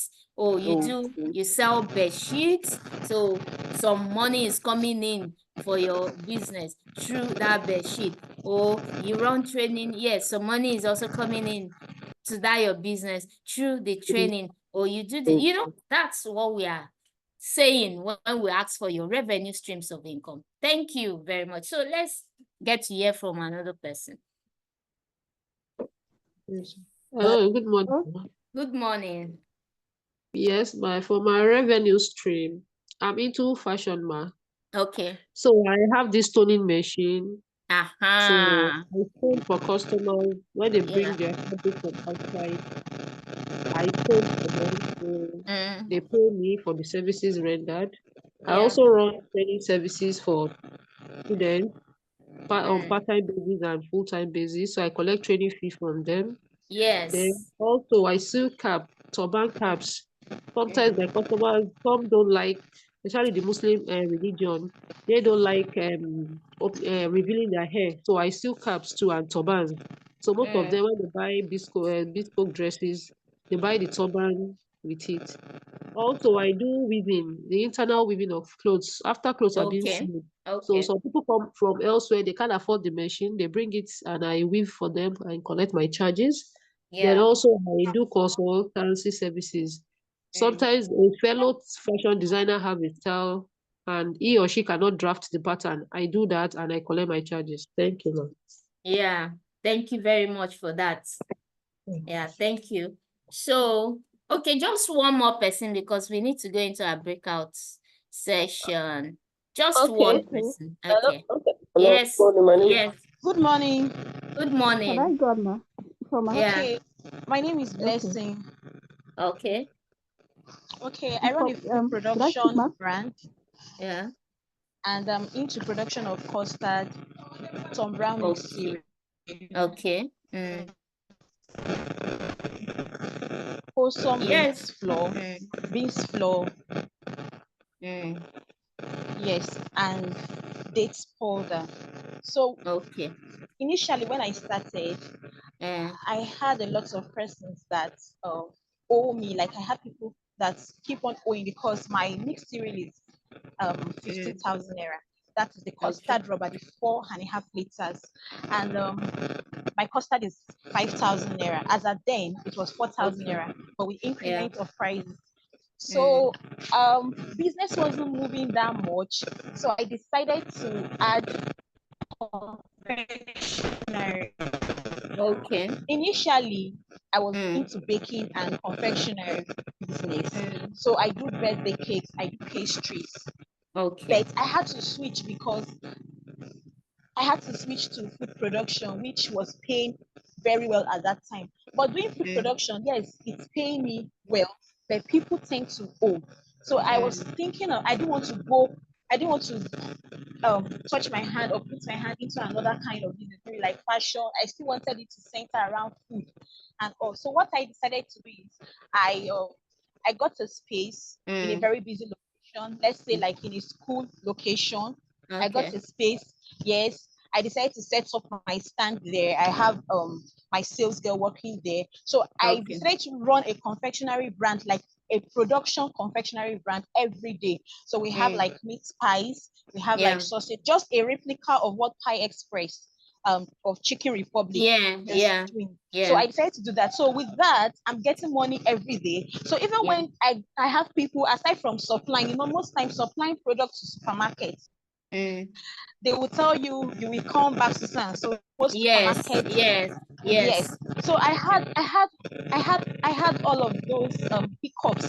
So but when I decided to do Ultimative B, running a confectionery brand, like a production confectionery brand, and so I make sales every day. So sometimes I can make like 25-30K in a day for just sales, like just confectionery. While this other one, there is no week I don't still sell these other food products. Like I still have people calling me. I have a list of my customers that I have in my notepad. Then also I decided to also target, because when I realized that most supermarkets will tell me I should go and come back or all of those kind of things, I decided to approach working class people. So I got a link and I went to offices. I and my girls went to offices. I told them, introduce my product. It's just like what bankers do. Introduce my product to them. Then I had a contact person. I had a contact person over there in in several organizations, from teaching hospital to FIRN. Yes. Oh, what happened? To immigration, to NAPTIP. I decided to do that. Month end, towards the month end, my girls will go down there and we tell them, carry few of our products and show them definitely they are going to buy. And so they don't tend to owe me as much as like supermarkets do, or individuals that might tell me, this thing is 15K, I will pay later, or they will just tell me, okay, I will just transfer the money and all of that. So that was the revenue stream. That was what I was able to awesome. Yes. Yeah, thank you. That was awesome. Thank you very much. So at this point, I'd like us to go into our breakout rooms. We'll be shared into the breakout rooms. So what you'll be doing in that breakout rooms with your team, with your group members, is this BMC. Get a business, discuss, deliberate with your team member. Get a business name and build a BMC for that business. Any business at all, just build a business model canvas for that business. So you can hold on while you are being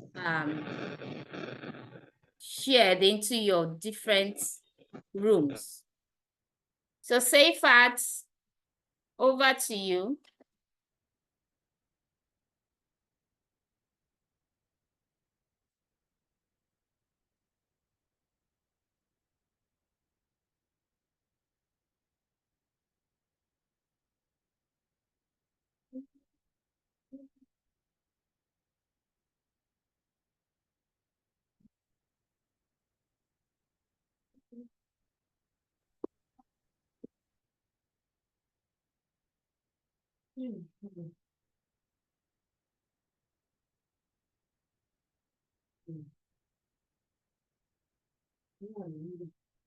Okay, so while we are waiting for that, maybe let's take a few questions before that is being settled.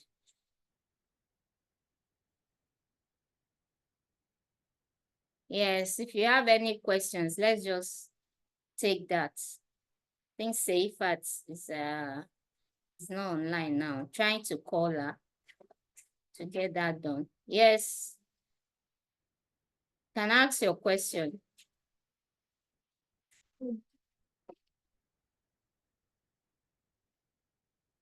Go on with your question. Yeah. Okay, but yes, ma. I have a question. question. My name is Ifoma. My line, the network of my own data is not so clear. Okay, but so I'll it's try time to for hear you breakout clearly. room session now. Okay, should I see that to ask my question?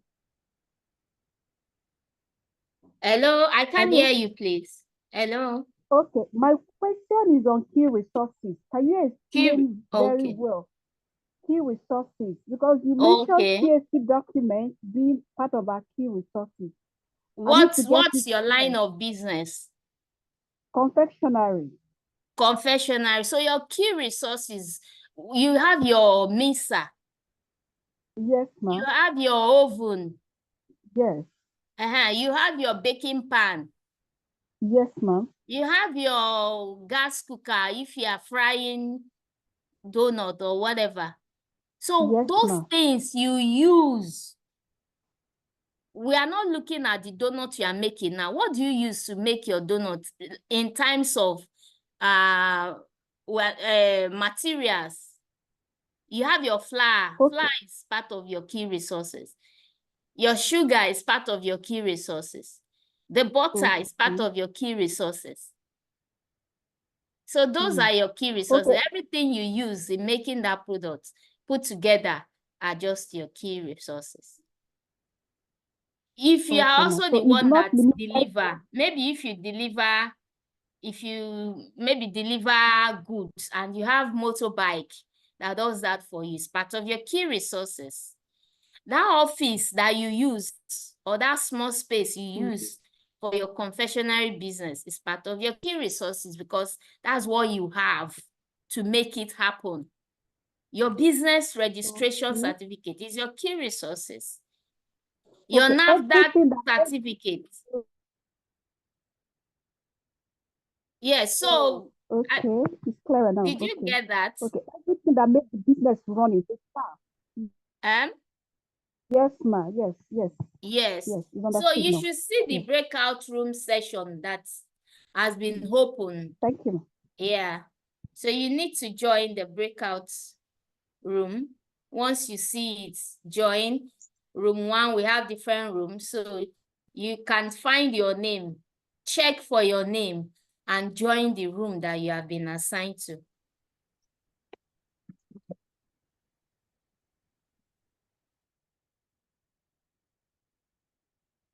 So find where your name is, either each of the room.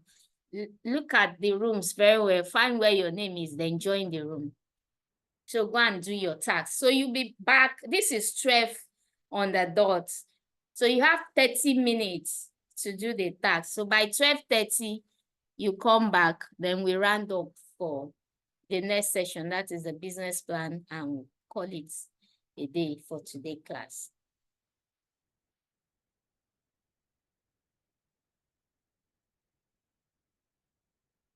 So I'll see you by 12:30. Why you do?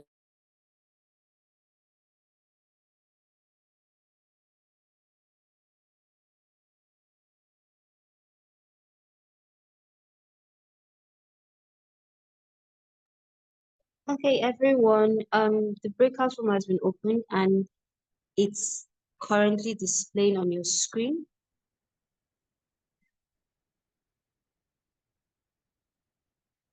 So please just check your screen, check the top left corner of your screen. You would see 3 lines like a bar chart. Please click that, it will take you to your breakout room. Thank you. This is not the end of the session. We're going for the breakout session, which will last for 30 minutes. And after that, we will continue with the class and roundup. Oh, welcome back, class. Yeah, you are all welcome back to this. Yeah, so how was the session? How was the group session? How was it like? Your group member, how many people participated in the assignment, in the task? So let's hear your thoughts on that session, the experience. The experience of working together with group members, how was it? Good afternoon. Good afternoon. This is Mrs. Ifama. Actually, we are in group 3. Okay. Group 3, yes. And I is eventually kind of all of us there are new, and we don't know what we are supposed to do. And I've been asking for help, but nobody came through for us. You don't know what you're supposed to do. You were meant to do the task, the BMC session that you had. So the assignment was for your group member to come up with a business name or business idea, then design a model for that business. That was just we didn't know. It was not actually or properly explained to us, and we are all floating, thinking that no, somebody will come through for us to.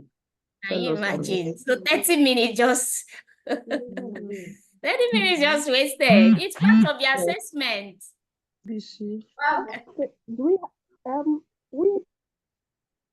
So another group. Let's hear you. Tax done in room 4. How was the session with your group member? The participation. Yeah. This is group 4, ma. Group 4, okay. Yeah, business name. Okay. We are room 4. Room 4. There are about 7 of us.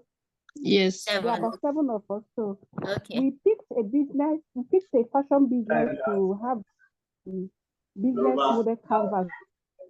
Okay. So you designed the business model canvas within that short time? Yes, we did design a business model. We did. All right. Awesome. Okay, so another group. Good afternoon, ma. Good afternoon. This is group 9. Okay. Yes, we actually picked a book business. Book business. We were not able to finish though, but then we were able to use our suppliers, and yeah, that was all we were able to do. Okay, you were not able to finish. So what could have been the problem? Yes, we were not able to finish. Time, or what could have been the problem? Why were you not able to finish? Initially, we didn't know what we were supposed to do. We thought we were going to have somebody coordinate the group. Until somebody spoke up, then that was when we started. That's why. So we wasted time. Okay, another group. Let's hear from you while we get ready for the next class. Yes, another group. Good afternoon, ma'am. Good afternoon. Yes, ma. This is group 6. Group 6, okay. Yes, ma. We are about 6 participants in that group. Okay. And we're able to pick out a business model. We actually work with a business name, which is called Oremi Crafts. Okay. And in that business, we're able to pick out our key partners from that business. Okay. Yes, we outline our key partners and also the material we use and our value, what we add to our customers. So that's what we did in that group. I don't know if I can state it down for you, if there is time. So I'll just state it down for you. Okay, so at the end of this class, by next week, you are going to be pitching that same business.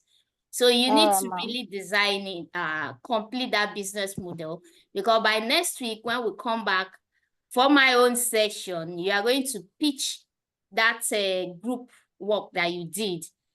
And you'll also be submitting your own individual pitch to the Next Factory and to Access Bank. You know, Access Bank is funding this program. So you'll be submitting your pitch deck to Net Factory. But then my own assignment is to review the group task that I've given you. And that will be next week. So next week, you're going to be pitching that business that you have designed. So for some of you that have not done anything, you already know your group member. Reach out to your group member and see how you can build your own business model canvas before next week, Monday, because we are going to be pitching that model, and that is part of the assignment. It will be part of the assignment assessment rather. Yeah. So that is that. Let's have, okay. Hello, ma. Hello. Yes, and please, can you help us again with this group member stuff? Because outside now, I don't think I even know any of my group member again. No. So Okay. we couldn't complete it so that we can work on it Okay. So what? Hello. Yes. In my group, we finished the business model canvas. Just that we made use of already existing business. So we just picked someone's It doesn't business. matter. We want to just test your knowledge on if you really like what you know we learned in class. That's part of the assessment for you. So it doesn't really matter. In my group. You finished. Awesome. Yeah.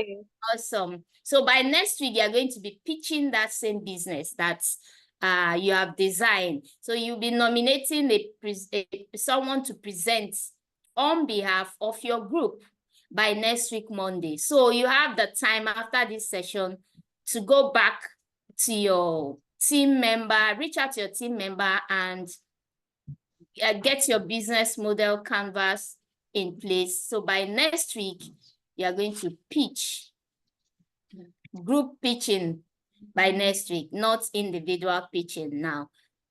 So for the group, after this, my class, by next week, Monday, you also be paired into that group, the same group also, so the same member. So you then have the opportunity to get to know your group member, to finish your assignment, and to, of course, submit your group assignment at the end of the day. Okay, so yeah, let's go to today's the next business now.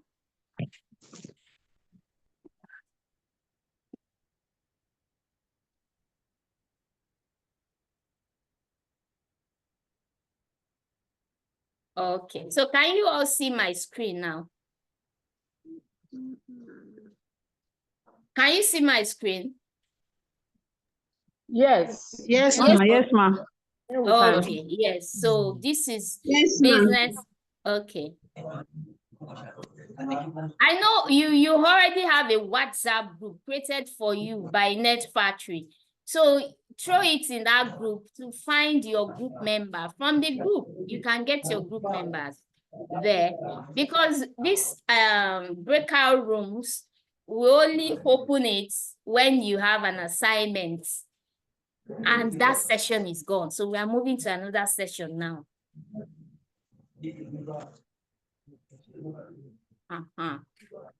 So each group gets your group member, perfect the BMC, get ready to pitch it by next week, Monday. So yeah, business plan.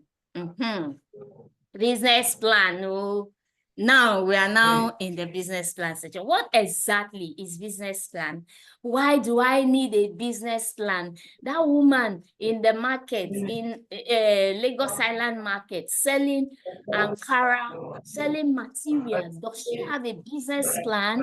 What differentiates her from you that have a business plan? Now, question, business plan, why do you need a business plan? As a business person, why do you need a business plan? Question time now, so I need a response. Okay, so you need good afternoon, everybody. Yeah, good afternoon. Can anyone hear? Okay, my name is Ifoma, yes. Okay. We need a business plan to keep track of how we are running the business. Yes. When we are going outside the school, it keeps us in check. And when you're looking at your business plan, you know about, you have a target, you have a goal. So that is how I see it. Okay, thank you, Foma. Okay, any other person? Business. Okay, hello. Yes, Good hello. afternoon, ma'am. Okay, This is Blessing. Okay, Blessing, good afternoon. A business plan. Okay, why we need a business plan? First, we need a business plan so that we can actually have why a do clear. you need a business plan? Okay, while I need, yes, to have a clear objective of what I am doing. Like it comes with like a mission statement or a vision statement. So I will know what really I'm doing. For example, now I run a food brand with the name Lesson Bakes and More. I'm into food production, catering and baking services. So I have to know what do I really want to give to my customers. Okay. It will help also help me, like for example, once I a business plan, I'm also going to know what my target audience are. Now from age 10 to maybe age 30, or is it for everybody?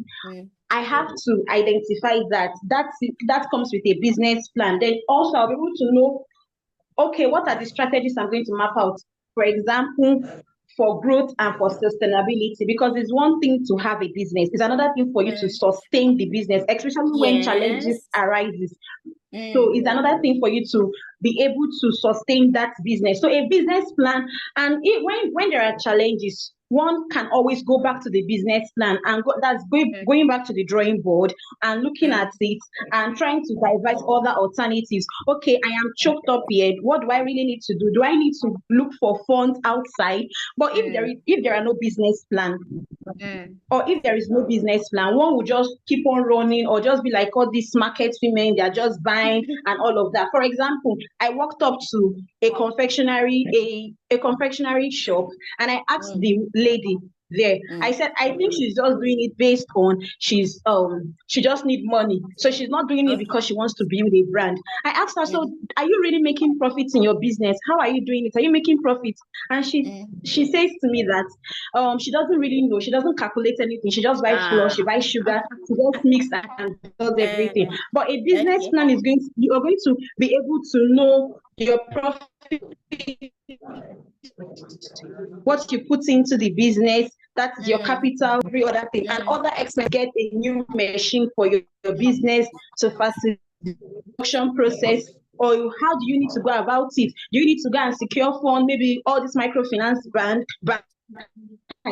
or you need to tell your family and friends. So it's going to really help, and it's going to help an individual. It's going to help me to have good decision making, that I know what I'm really doing. I know what to do to be sustainable.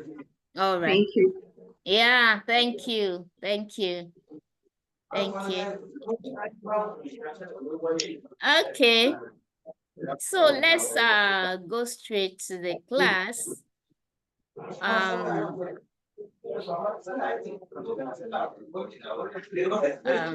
Okay, so meaning of business plan. Now, let me just state this. We have standard business plan that we write. And this standard, I call it standard because if you need investment, if you need funding from bank, especially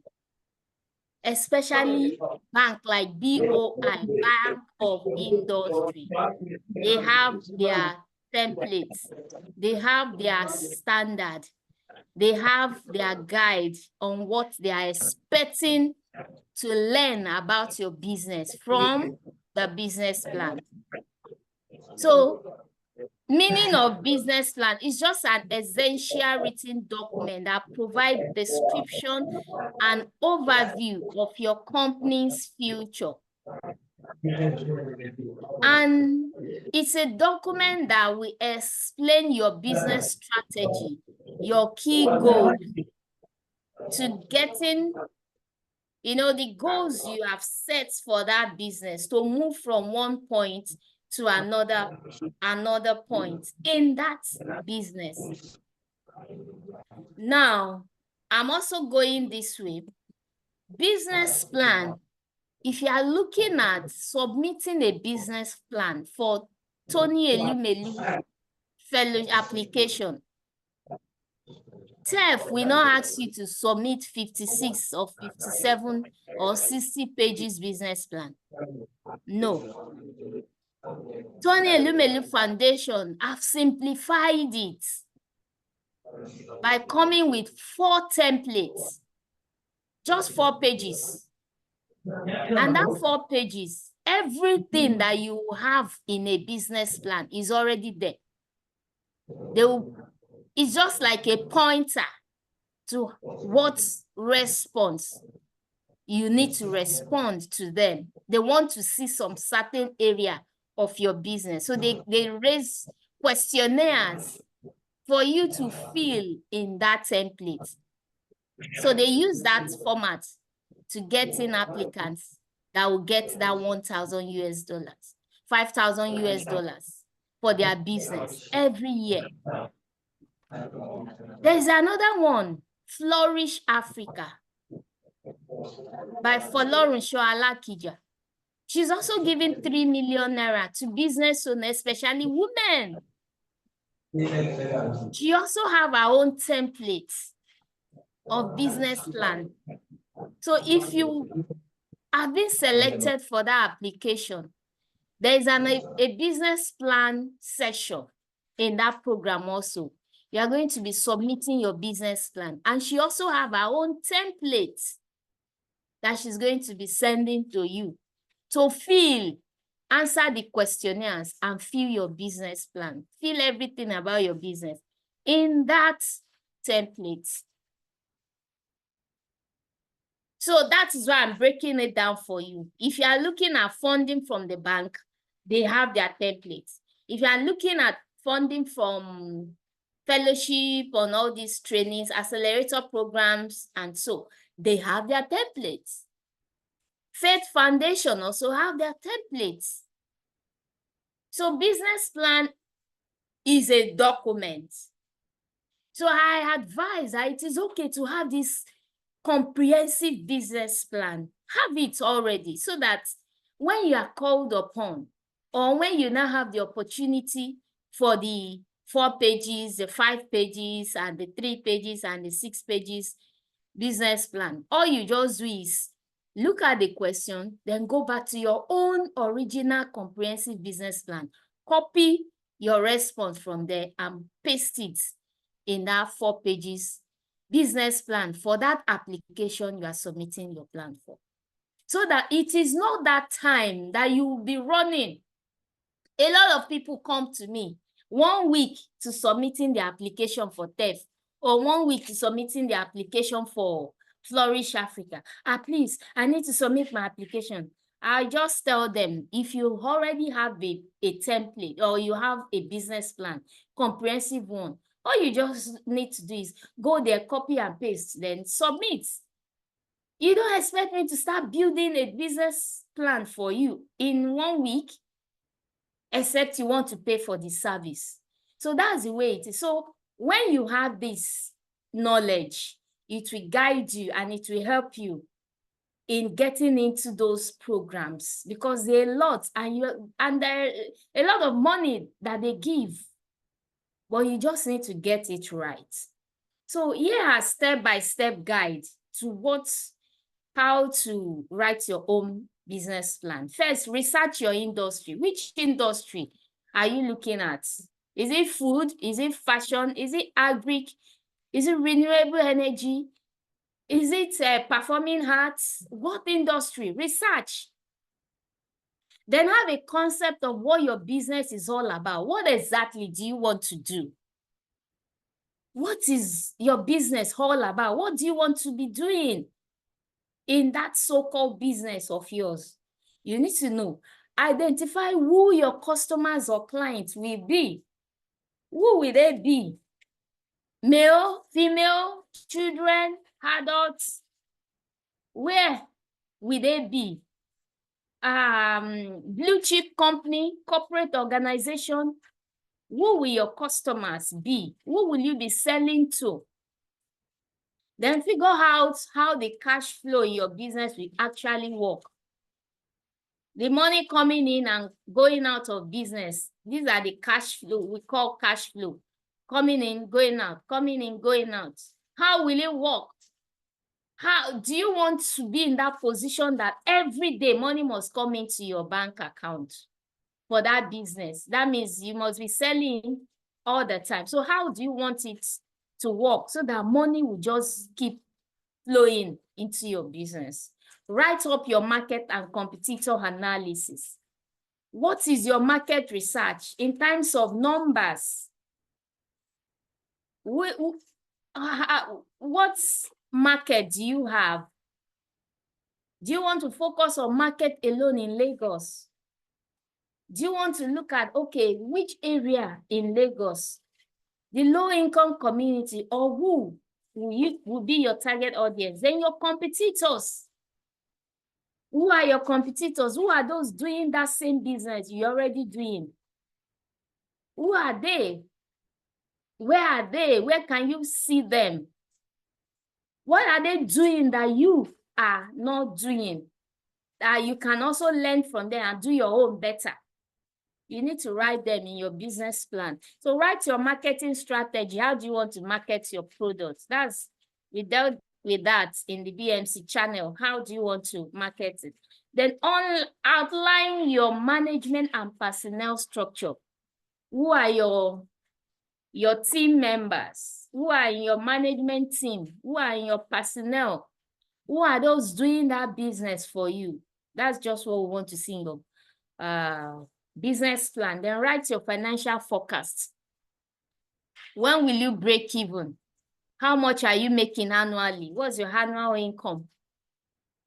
How long will it take you to break even? So you need to know all this before you start writing your business plan. Then we have components of business plan. Your title page, the executive summary. This executive summary, we write it last, but it comes first. Yes, we write it last because we summarize all the write-ups of that business plan. That is what we have in our executive summary. It's just a summary of the totality of your business. That's what you have in the executive summary. Then your company description. What is your company doing? Where are they? Contact address, and so the market analysis, your target customers, your competitive analysis, yeah, your management structures also, the product and services you are providing.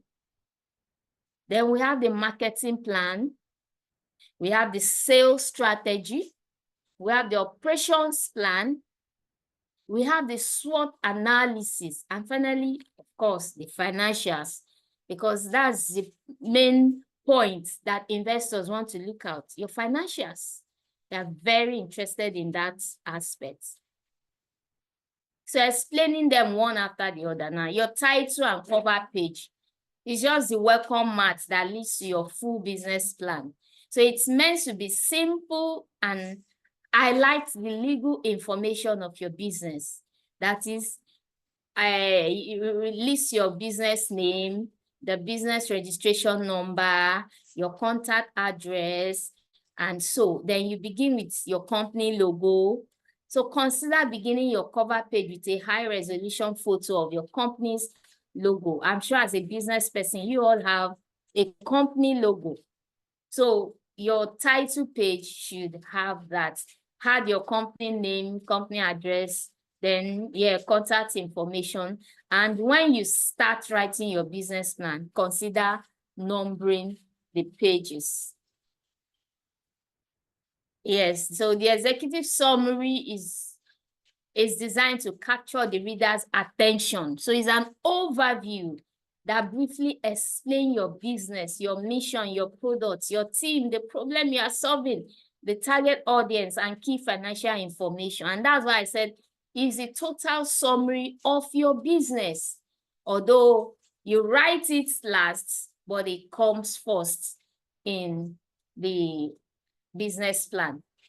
So when it comes first, once the investor sees it, from your executive summary, they'll be able to determine, oh, yes, a clear understanding of your business, because they'll be seeing your mission, they'll be seeing the products and the likes. So in writing your executive summary, ensure to focus on providing your information in summary. So keep your language strong and positive. Keep it short, no more than 1 page, 2 pages long. Then tailor it to your audience. Then your company description. The company description is a second piece of a business plan, similar to the executive summary. So this should be short and simple also. Then when writing this, start by laying out in simple terms what you do. This is tell what problem you are solving or you will solve, the needs you will be satisfying, then or the wants you want to fulfill in that your business line. So you describe all before you can begin to explain your product or services or how it works. You have to lay out the value you intend to create. And that's the problem. What's the problem you are solving? So the bottom line, you must be able to state what your business does and for who. That's what the company description should be all about. Then your mission statement. Hello, ma. Hello. Yes, please. Please share the slide before the company description or something like that.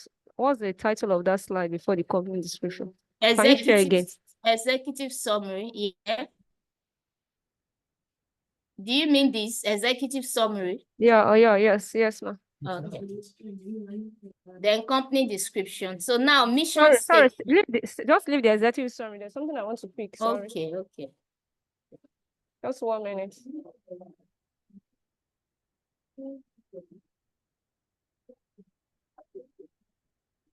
Are you good? So we can continue. Yes, ma. Thank you. All right. Okay, so now your mission statement. In this aspect, you should explain what your company wishes to do, your objective. So you should clearly state the purpose and its measurable goals in a simple sentence. For example, our mission is to maintain a friendly, fair, and creative work environment which respects diversity, new ideas, and hard work. Can you see? So your mission statement should be between 1 and 3 sentences. It should never exceed 100 words. And this is because it should be short, catchy, action-focused statement that encapsulate what your business does and what its values are. Simple in your mission statement. Then the other page, you have your products and services. Product and services. Now you can tell about how the product you have designed or how the service you have developed is going to address the customer's problems, needs, or wants. Then list them clearly. If you say you are making shoes for different feet size, so you list the shoes for this particular set of people, you list, oh, this size is for particular set of people, and so all your products, list them, all the services you are rendering, list them in this section. As you grow, you will gradually add more detail or build upon how your product or services process works. That's as you keep on growing in that business line, you keep adding up and you keep improving on your business. So after writing a thorough description of your product or service, you can move on to introducing a technical description of your product or a detailed statement of how you will deliver your service. You know, all that you have to write them out, state them out, and make it clear in your business plan so that anybody that handles your business plan will understand what your products are and what are the usefulness of those products. That's what this page is telling us. Then the market analysis. These aspects. So market analysis helps plan your approach to understanding the entire market. The entire market, the target or the available market for you. In the whole of Nigeria alone, have you researched to know the numbers of available market for you? Then you bring it down to your community, to that state, to that community. That's how you'll be able to get your market analysis. So the market analysis is a backbone of your business plan, as it gives you all the information necessary to determine whether your product or service or idea is a valid business opportunity. So if you're analyzing your markets, let there be a validating fact about that. Yeah, we will learn more on how to get research about that. So let there be a verifiable data that backs that up if you're analyzing your market. So market analysis will be in-depth and includes lots of primary and secondary research. So you start by conducting market feasibility. And market feasibility involves direct research of customers.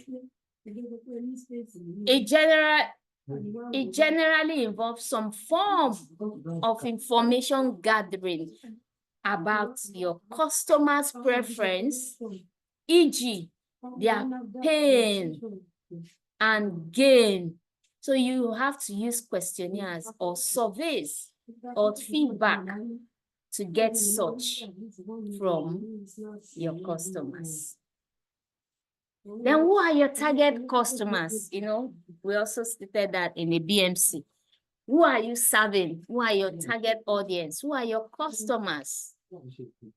Since you know your business, you understand your products, and you know your market analysis, so you have to identify the individuals or businesses who will be interested in becoming your customers. Are they banks? Do you supply, you send your product to banks or to supermarkets or to individual or to family, like the home gardening? So knowing your customers will help you know how to tailor your services to them. So remember, your product or service will solve a problem or satisfy a need. People pay for value, and value is satisfaction, because they are getting satisfaction from you. Definitely they will come and they will pay for that services. So as such, you will want to identify the characteristics of your potential customers. So you look at their customer demographics, you look at their age, you look at their gender, you look at their status also. You also consider their purchasing power. Are they willing or are they able to buy that product of yours, target customer? So you have to list them also. So remember, your whole objective is to make money. Or do we have anyone here that doesn't like money? You don't want to make money from your business. So the whole objective of a business is to make money.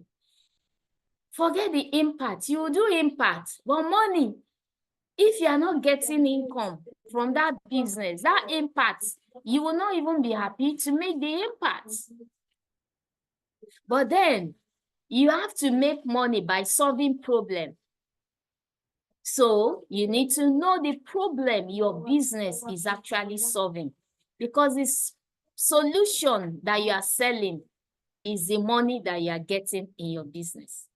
So if the market isn't sufficiently large to make the sale of your product, service, or idea profitable, then you will need to revisit something about your product or your service or idea, or maybe your business model.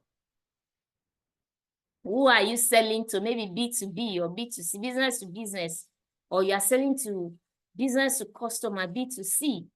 So you need to check your model. How do you sell? Then your competitors. Who are your competitors? Who are you competing with? You can't tell me You are the only one running your business.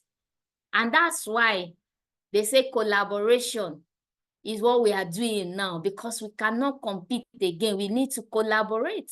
But a lot of people are doing the same thing you are doing. So if you want to compete, you will keep running. No? But then if you collaborate, if you don't have, you can get from your other partner. And both of you, of course, you need to sign the agreements before you go into collaboration, partnership, and the likes. Because that's another aspect of business that people are getting it wrong in business. So, but collaboration is the main thing. If you are able to produce 100 parts of solar battery, and you collaborate with a fellow person, that other person can still supply you 100 as at that short time. So if you need customer that want 200, in short time, within 1 hour, the 200 battery you would have supplied. That's collaboration. So the other person can also get that same deal and bring also to you that, okay, let's share this. And also that's collaboration. But then we need to know how you are doing your own business better than the other person. Even at the collaboration,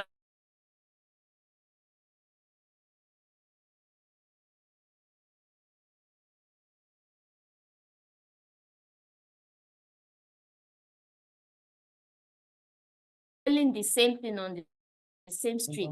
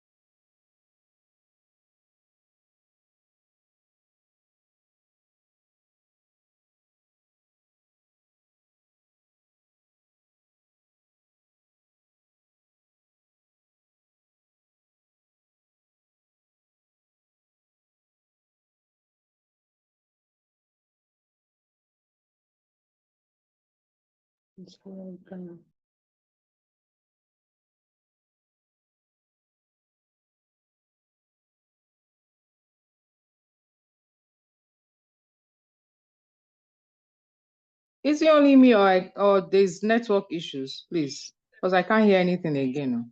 I think Me there's too. network. I can't hear I think anything me again. too. I can't hear Even anything the again. presentation slide. I think it's network. Okay, she's Okay, back. okay, no.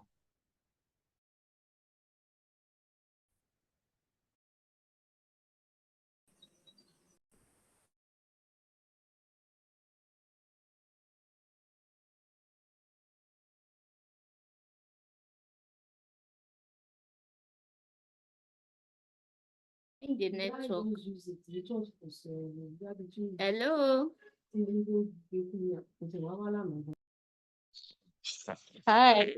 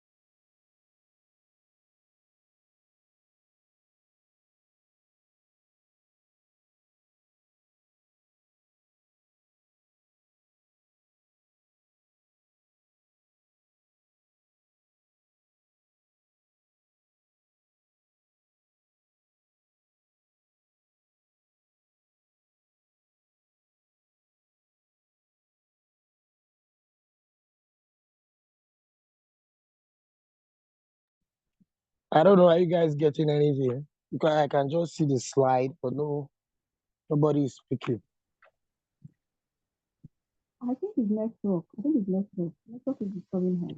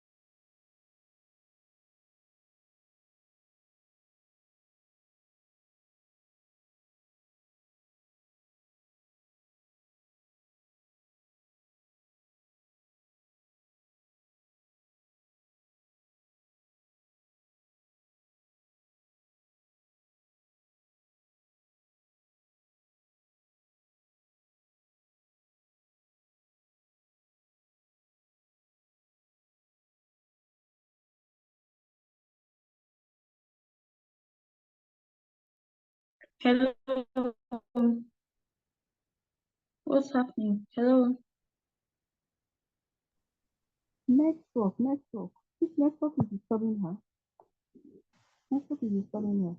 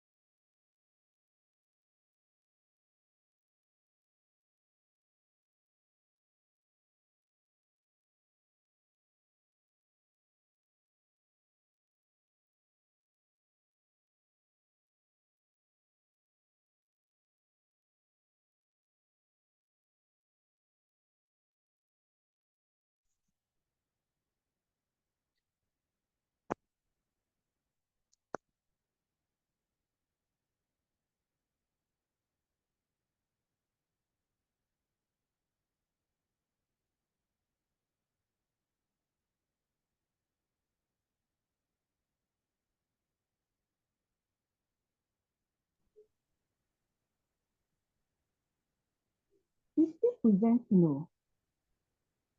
But the admin should also know that her mic is muted. Have you? It's still presenting because her slide is rolling.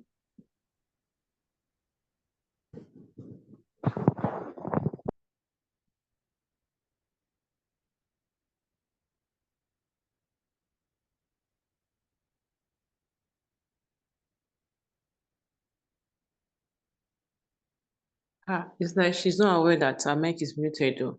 But now she has changed slide. So like she's still working. Hello? Hello? Please, your mic is muted though. She's even talking.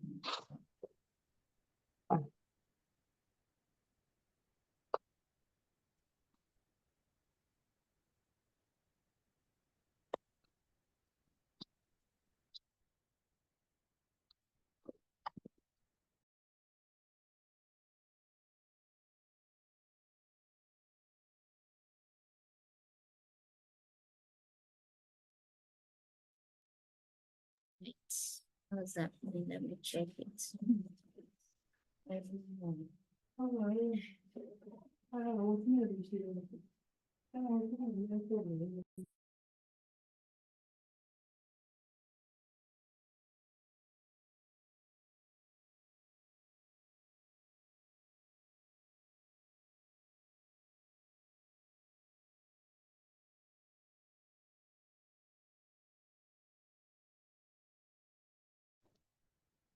She's not aware that her mic is muted.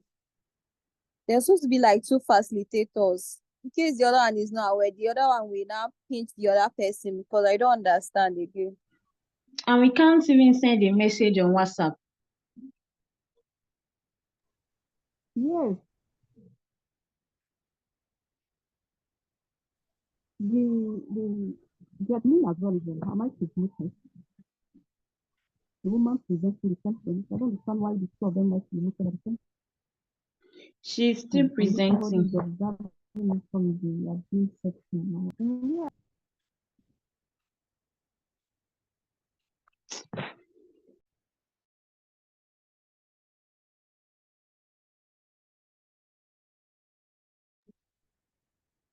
Can you hear me now? Is it okay now? Hello, ma'am. Yeah, is it okay now? Yes, but all this while it has been muted. I can't hear that. We can hear you now. I can hear you now, but all this while it was muted. Okay. Yes, it's just now you spoke out that we heard you. All this while it was muted. Okay. I don't know why that happened. So, from who would be your competitors? Can I start from there?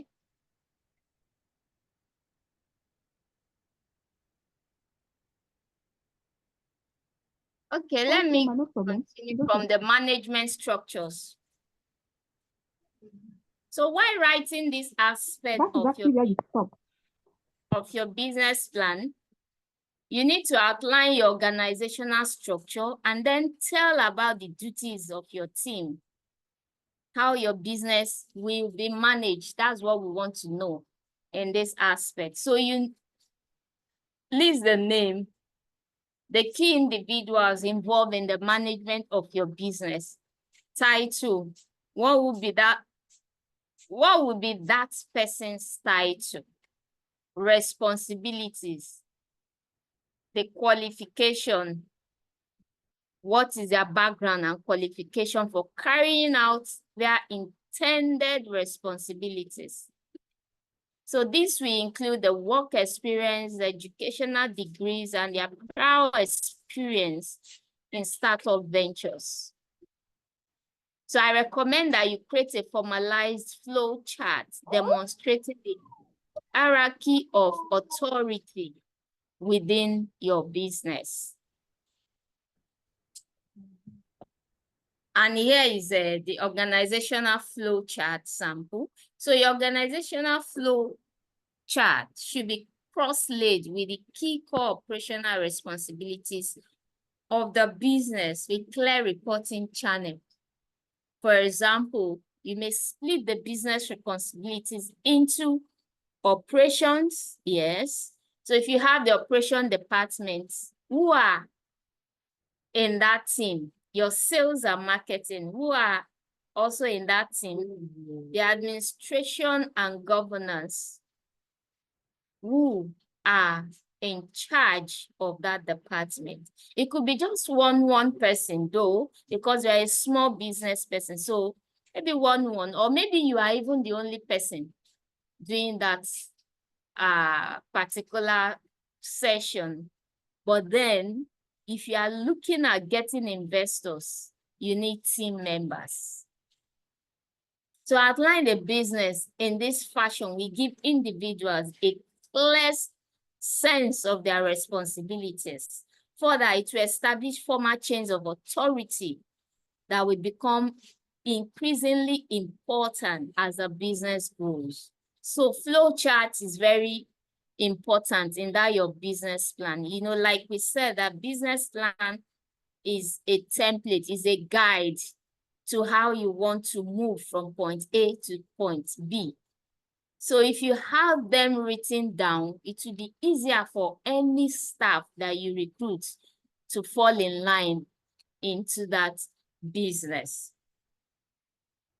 Further, it will establish formal chains of authority. Yes. Okay. So as you had new employees, you want to integrate them within the organizational chart. So flowchart, when forming your business, you begin to forge relationship with outside parties who can provide advice and services to your business. Why do you need this?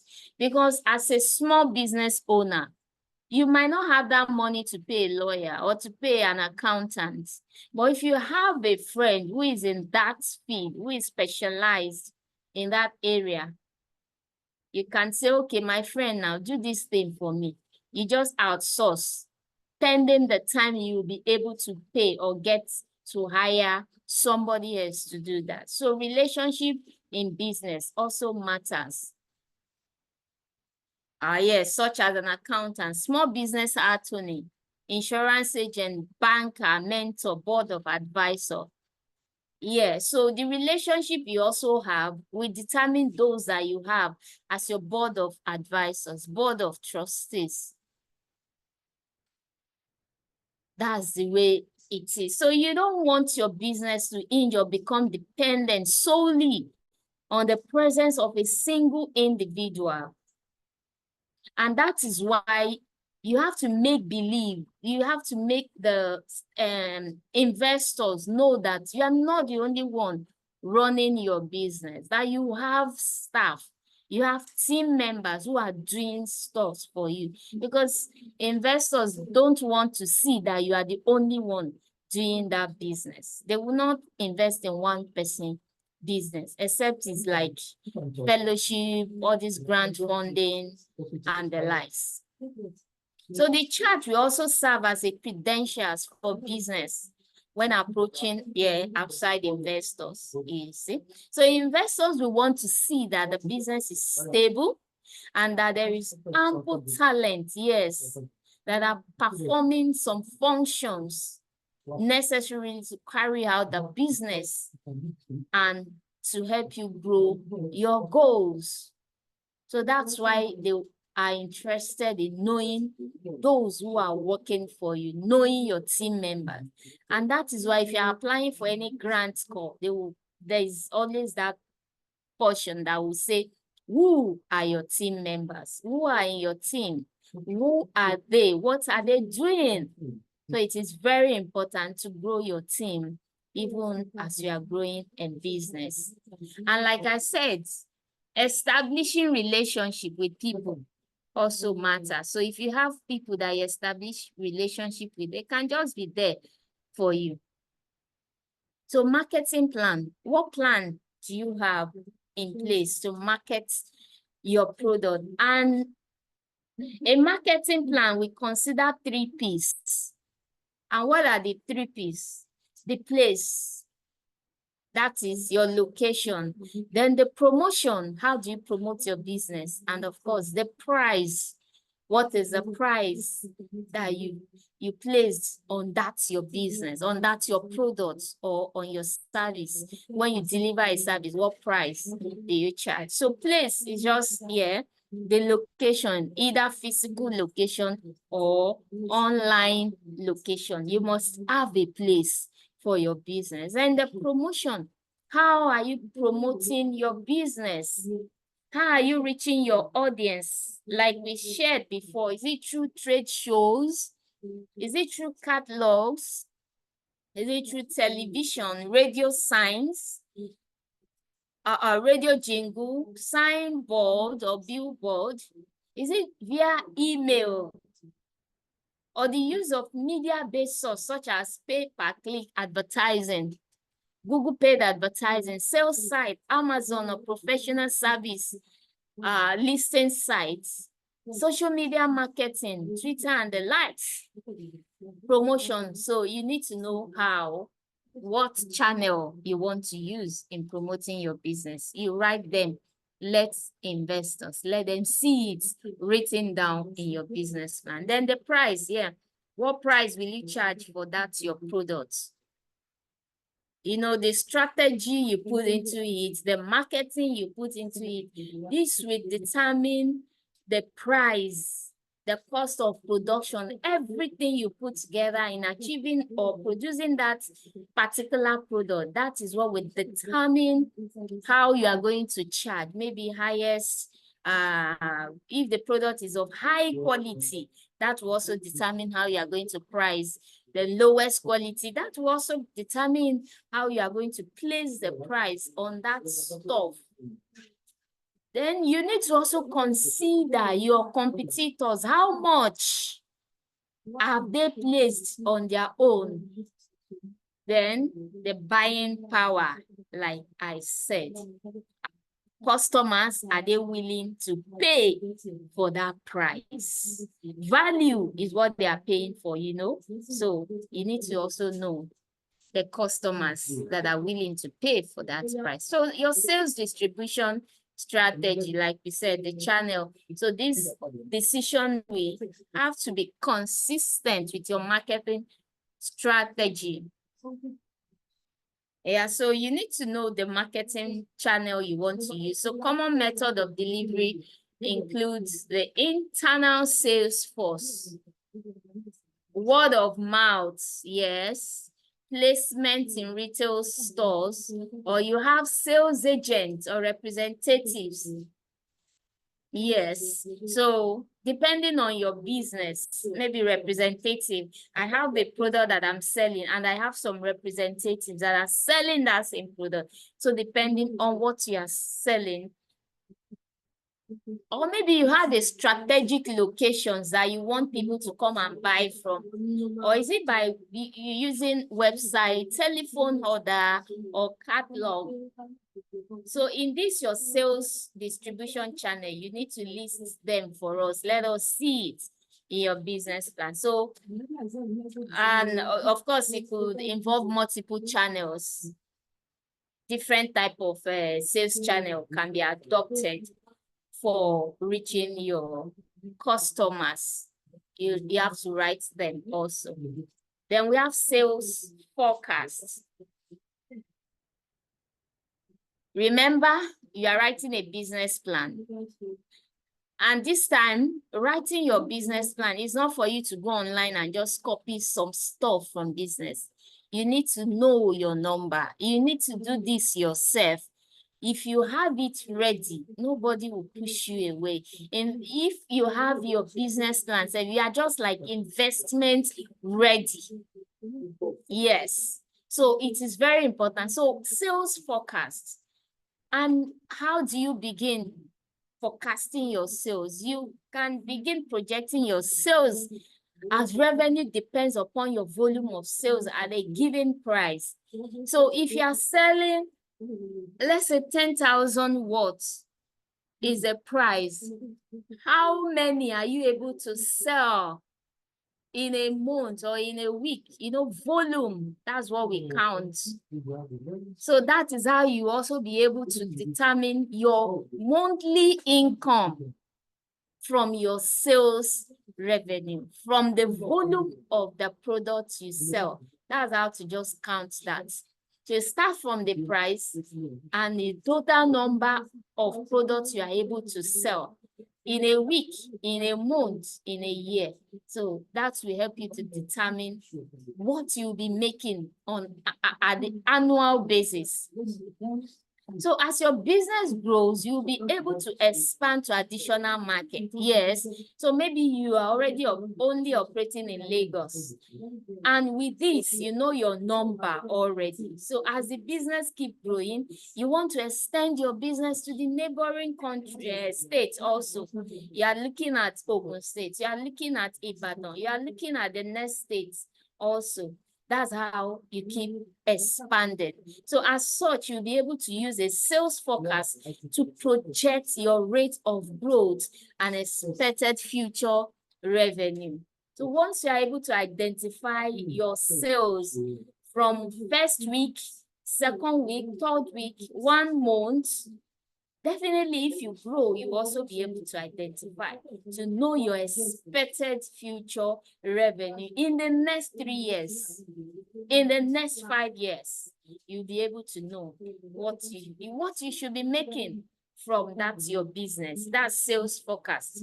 So you want to develop a sales worksheet where you outline your monthly projected sales. Yes.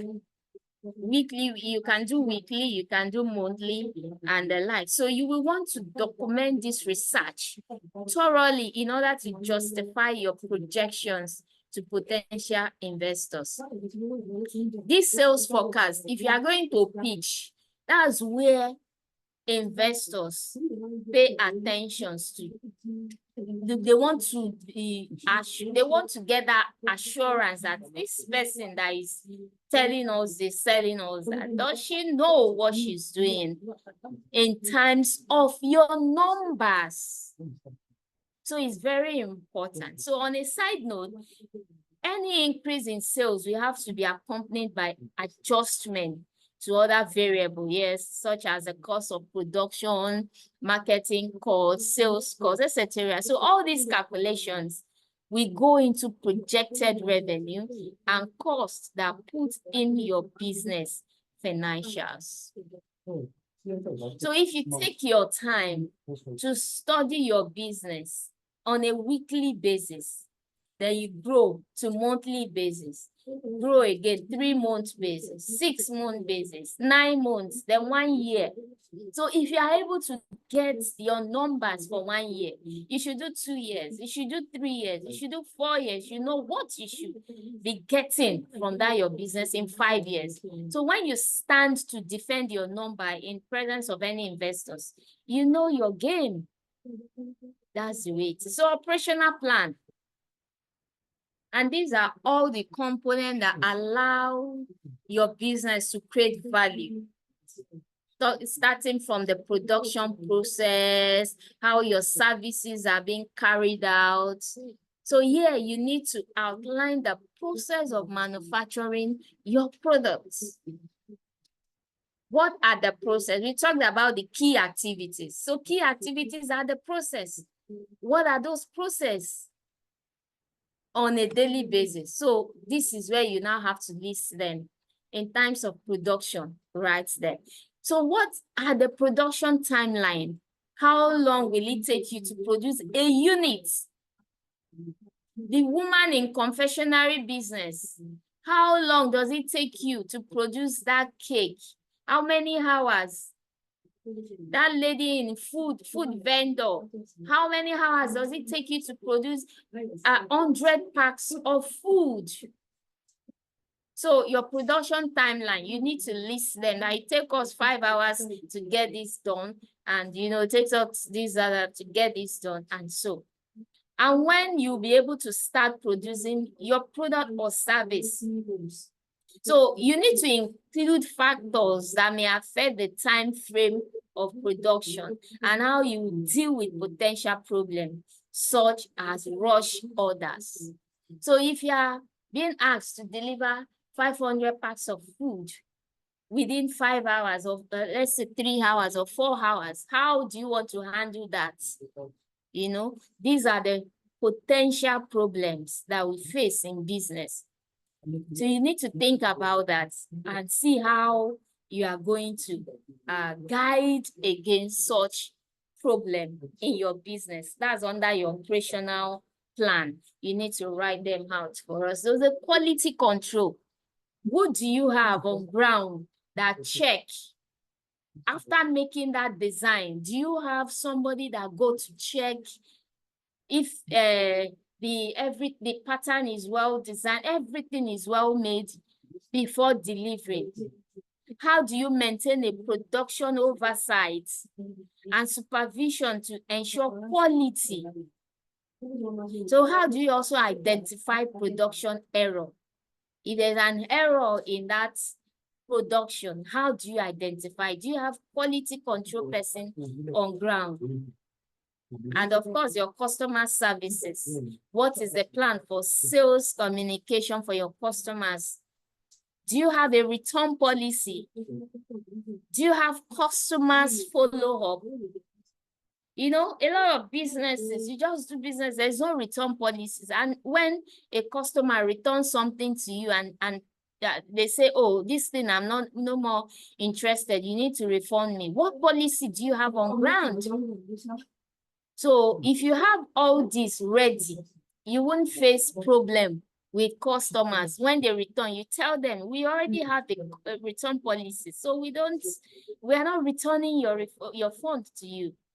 So we only take the products, adjust it, and send it back to you.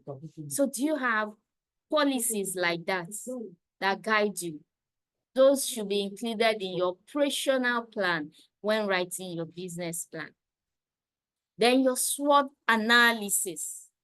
And of course, what do we mean by that? Your strengths, your weakness, the opportunities you have around, and the threats. It's just an acronym we use in business. So your strength, when you have identified your strength, and you have also identified your weakness, these are the internal tools to your organization. While we also look at opportunities and threats as the external factors of your organization.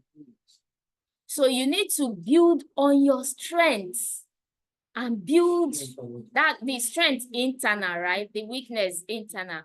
Build on your strength to attract that new opportunities. And work on your weakness, the internal weakness you have in your organization. This thing, we don't have this machine.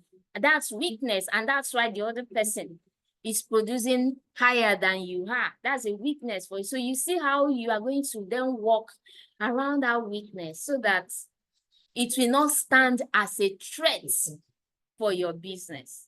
So if you are able to identify your weakness, work around it so that you will be able to overcome your threats. Then your strength, build your strength to attract all opportunities around you to grow your business. So assess your strengths, evaluate your opportunities, review your weakness, and make informed decisions from your wealth threats to fine-tune your strategy. That's just what you need to do around your SWOT analysis. So list your strengths, list your opportunities, list those weaknesses, and list those competitors or those things that you see as threats that can make you lose your business. List them, then check them out. This will help you to fine-tune your strategy. So developing a SWOT analysis can help you look at your business in a new way and from different directions. Okay, so we have financials. Okay, good. We are almost rounding up here. Okay. So your financials. Financial also very important in your business plan. Any investors, They go to your financials, they go to your market analysis, and the likes. They want to see everything you have in there. So you need to develop the financial section. Okay, developing the financial section, we give the business founder managers a plan for budgeting, yes, estimating future expenses and revenues, and business projections. So likewise, a lender or outside investors will depend greatly upon the financials. Yes, in evaluating either the appeal to invest in your business or either the risk of investing in your business. So that's why they go to your financials. They want to see if this business, we can really invest in it. In your financial, you need to disclose the personal net worth. What do you have? You need to disclose your assets. You need to disclose your obligations, outside investments, and sources of income. Okay, so I was trying to submit a grant proposal for a client, and one of the questionnaires was like, oh, have you received any funding before? So I reached out to my client that, oh, have you received any funding before?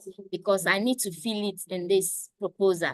And it was like, oh, I've not received any grant funding, but I've received loan. Oh, so for me, I said, yes, that's a good one. For you to have even received loan, that shows you are credible.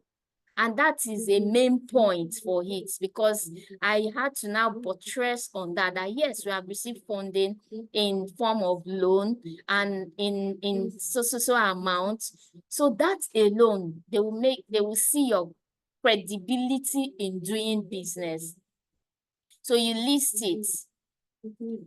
So this demonstrates the financial status of the founder, owner, or major stakeholders, gives an indication of the ability of this individual to supply necessary capital to the business. You know, they assess you on many ways. It might just be, oh, have you received funding in form of loan? Oh, have you received funding in form of investment? Oh, have you received funding in form of grant or thereabouts? So they want to also know what you have, and they want to also know what your stakeholders, those who are part of the organization, what do they have also? The investors also, they are interested in that. So the partners, members, shareholders, etc., we have more confidence if the business owners have the financial ability to meet the capital needs of the business. So that's why it's very important to list your financials, state them all in this particular area in your business plan, list all of them. So financial lists, the funding, you know, I have also list the seed capital and startup funds, yes, that you have. Is it personal saving? Is it a family saving? Is it funds that your parents gave you? What do you have? Is it building? Maybe your parents even have a building, a facility, and they say that I'm giving you this facility for your business. Yes, list them. What seed funds do you have on ground? Is it through your own personal savings, or how do you have it? List them. So the financial plan lays out the entirety of revenue, expenses, profit or loss for the company. How much is coming in to that business on a regular basis? How much is going out? What profit do you make? What loss do you make? Everything should be shown on your financials. So include your 12-month profit and loss projection. You know, yeah, I said that before. Or your 3 years profit and loss projections. You need to include it in your financials. A cash flow projection. You can also show your cash flow, how money comes into that business. Then you can also show a projected balance sheet and a break-even calculation. You need to show all this in your workings, in your financials when you start writing your business plan, putting them together. So remember, one of the key purposes of the business plan is to attract investors. Yes. But two calculations that an investor wants to see in your business plan is the rate of return of money invested on you. If they invest on you, how long will it take you to return the money? And they want to also see the payback period of the money they invested on you. Return on investment, RIO.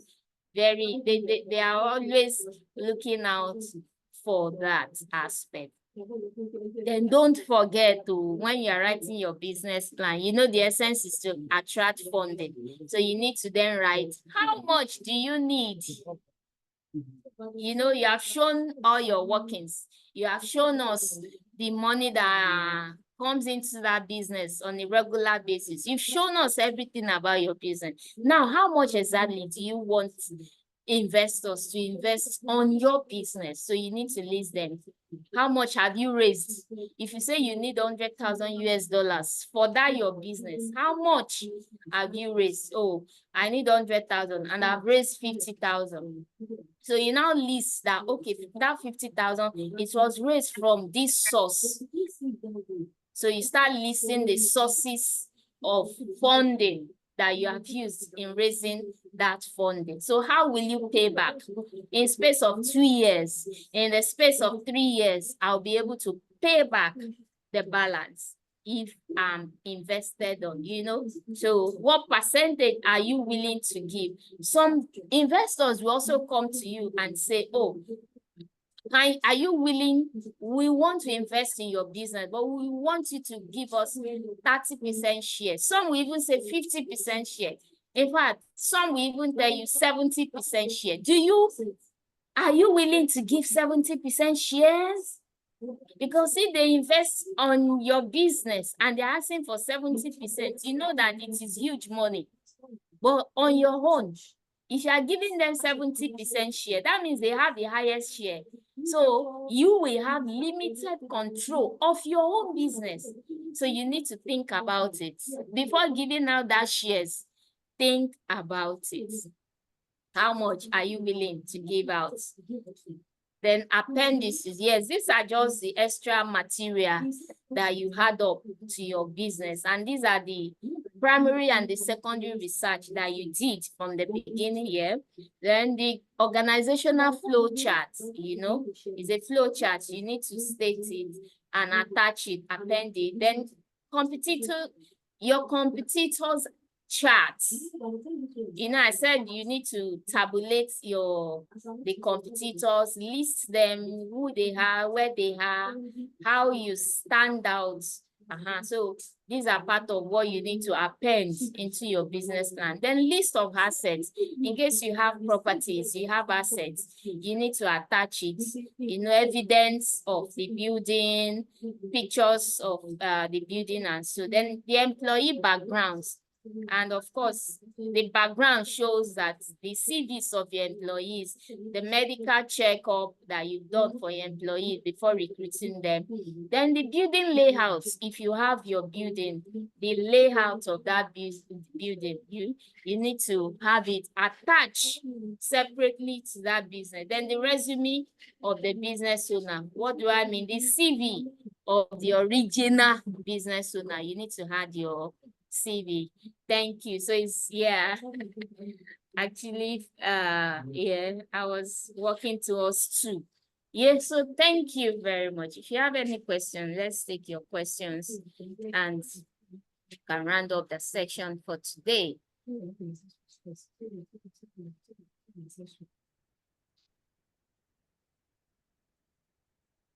Yes, so question time. Please, I have a question. Thank you so much. Can I go ahead? Yes, please. Okay. Thank you so much for the session. Quite informative. Okay, so my question really is, if one has gotten funding for the business, must you start making profits at a go? Or is it something that is expected? What's really is an ideal expectation? If you Of are course, getting funding. No, if one has gotten funding, Okay. must you start making profits like almost immediately? Of Okay, so course, for you've you been to have gotten funded. funding, for one to have been funded, it means that the investor saw a lot of potentials in the business. But the question now is, must you start making profits immediately? Is that the expectation? Okay, yeah. So if you have been funded, you know, there is a part that says how long are you going to refund the money. So it's expected that you need to put the money they funded you with to invest it and start making profit. And that's why you need to write it that, okay, if I've been funded, for instance, months, October now, so they expect you that from November, you start putting the money goes back into the economy so that you start making profit. So it is you that will now know your home business. How long does it take you to start making profit? You know, before you will be funded, they have seen that, oh, you have a viable business, you are making profit, you are running well. So how long does it take you to make profits before you got that funding? That's what you need to now look at. That, okay, doing my business, I can sell, I can sell honey within 1 month, I'll make a profit of so amount. So definitely, if I've been funded in 6 months, I'll make so amount of profit and I'll be able to start paying you back from 6 months. You know, you have to list them in your business plan. So it now depends on you. How long does it take you to make profit? Because we will now work on the facts. That's why I said business is facts. Be truthful. No, be sure that you're doing the business and be factual. So let us know what you have. So how long will it take you? So definitely any investor want to start getting profit from you. They don't want to know how long it takes you. You have to start making profit and pay them back. They are interested in getting back their money, especially if it is investment. But if it is grants, you understand? So there are different sources of funding. So if it is grants, nobody will hold you on making profit or not making profit. The only thing is that grants, what funders look out for in grants is that they want to be sure that that money they invested in you through grants, you are able to multiply it even to your own advantage.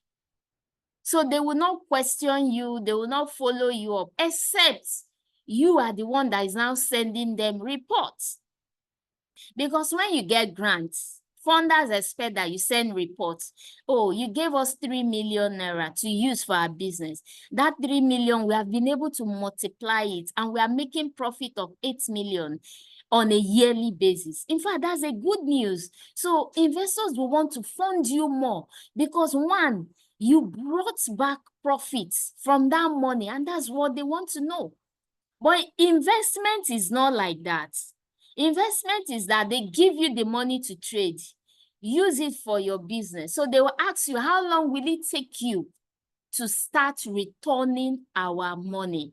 And most of the time, it starts from like 6 months or maybe from 1 year above. So they will leave you in that first year to go and run the business. So that's the way it is. Just get the understanding. We have funding we have different type of funding. We have loan, we have grants, we have investment, and the likes. So if we are saying funding now, just get the understanding. If it's investment funding, they want back their money through return of investment. They want to know how long. And of course, you would have stated it in the document you sign with them. Did I explain that to you? Did you get that clearly? Yes, thank you. It's actually investment funding. So investment, of course, you would have signed some documents that you would have stated how long you want to start returning the money. So that's the way it is for investment. They will give you time. It might even be 2 years, but you would have signed an agreement. So the investors knows that they will not disturb you in the next 2 years. But once it's 2 years, they are coming to knock at your door. How far? The money we gave you now, what's up? You know, that's for investment. But then how you would have written a kind of signed agreement. That's how investment work. Yeah. So any other question?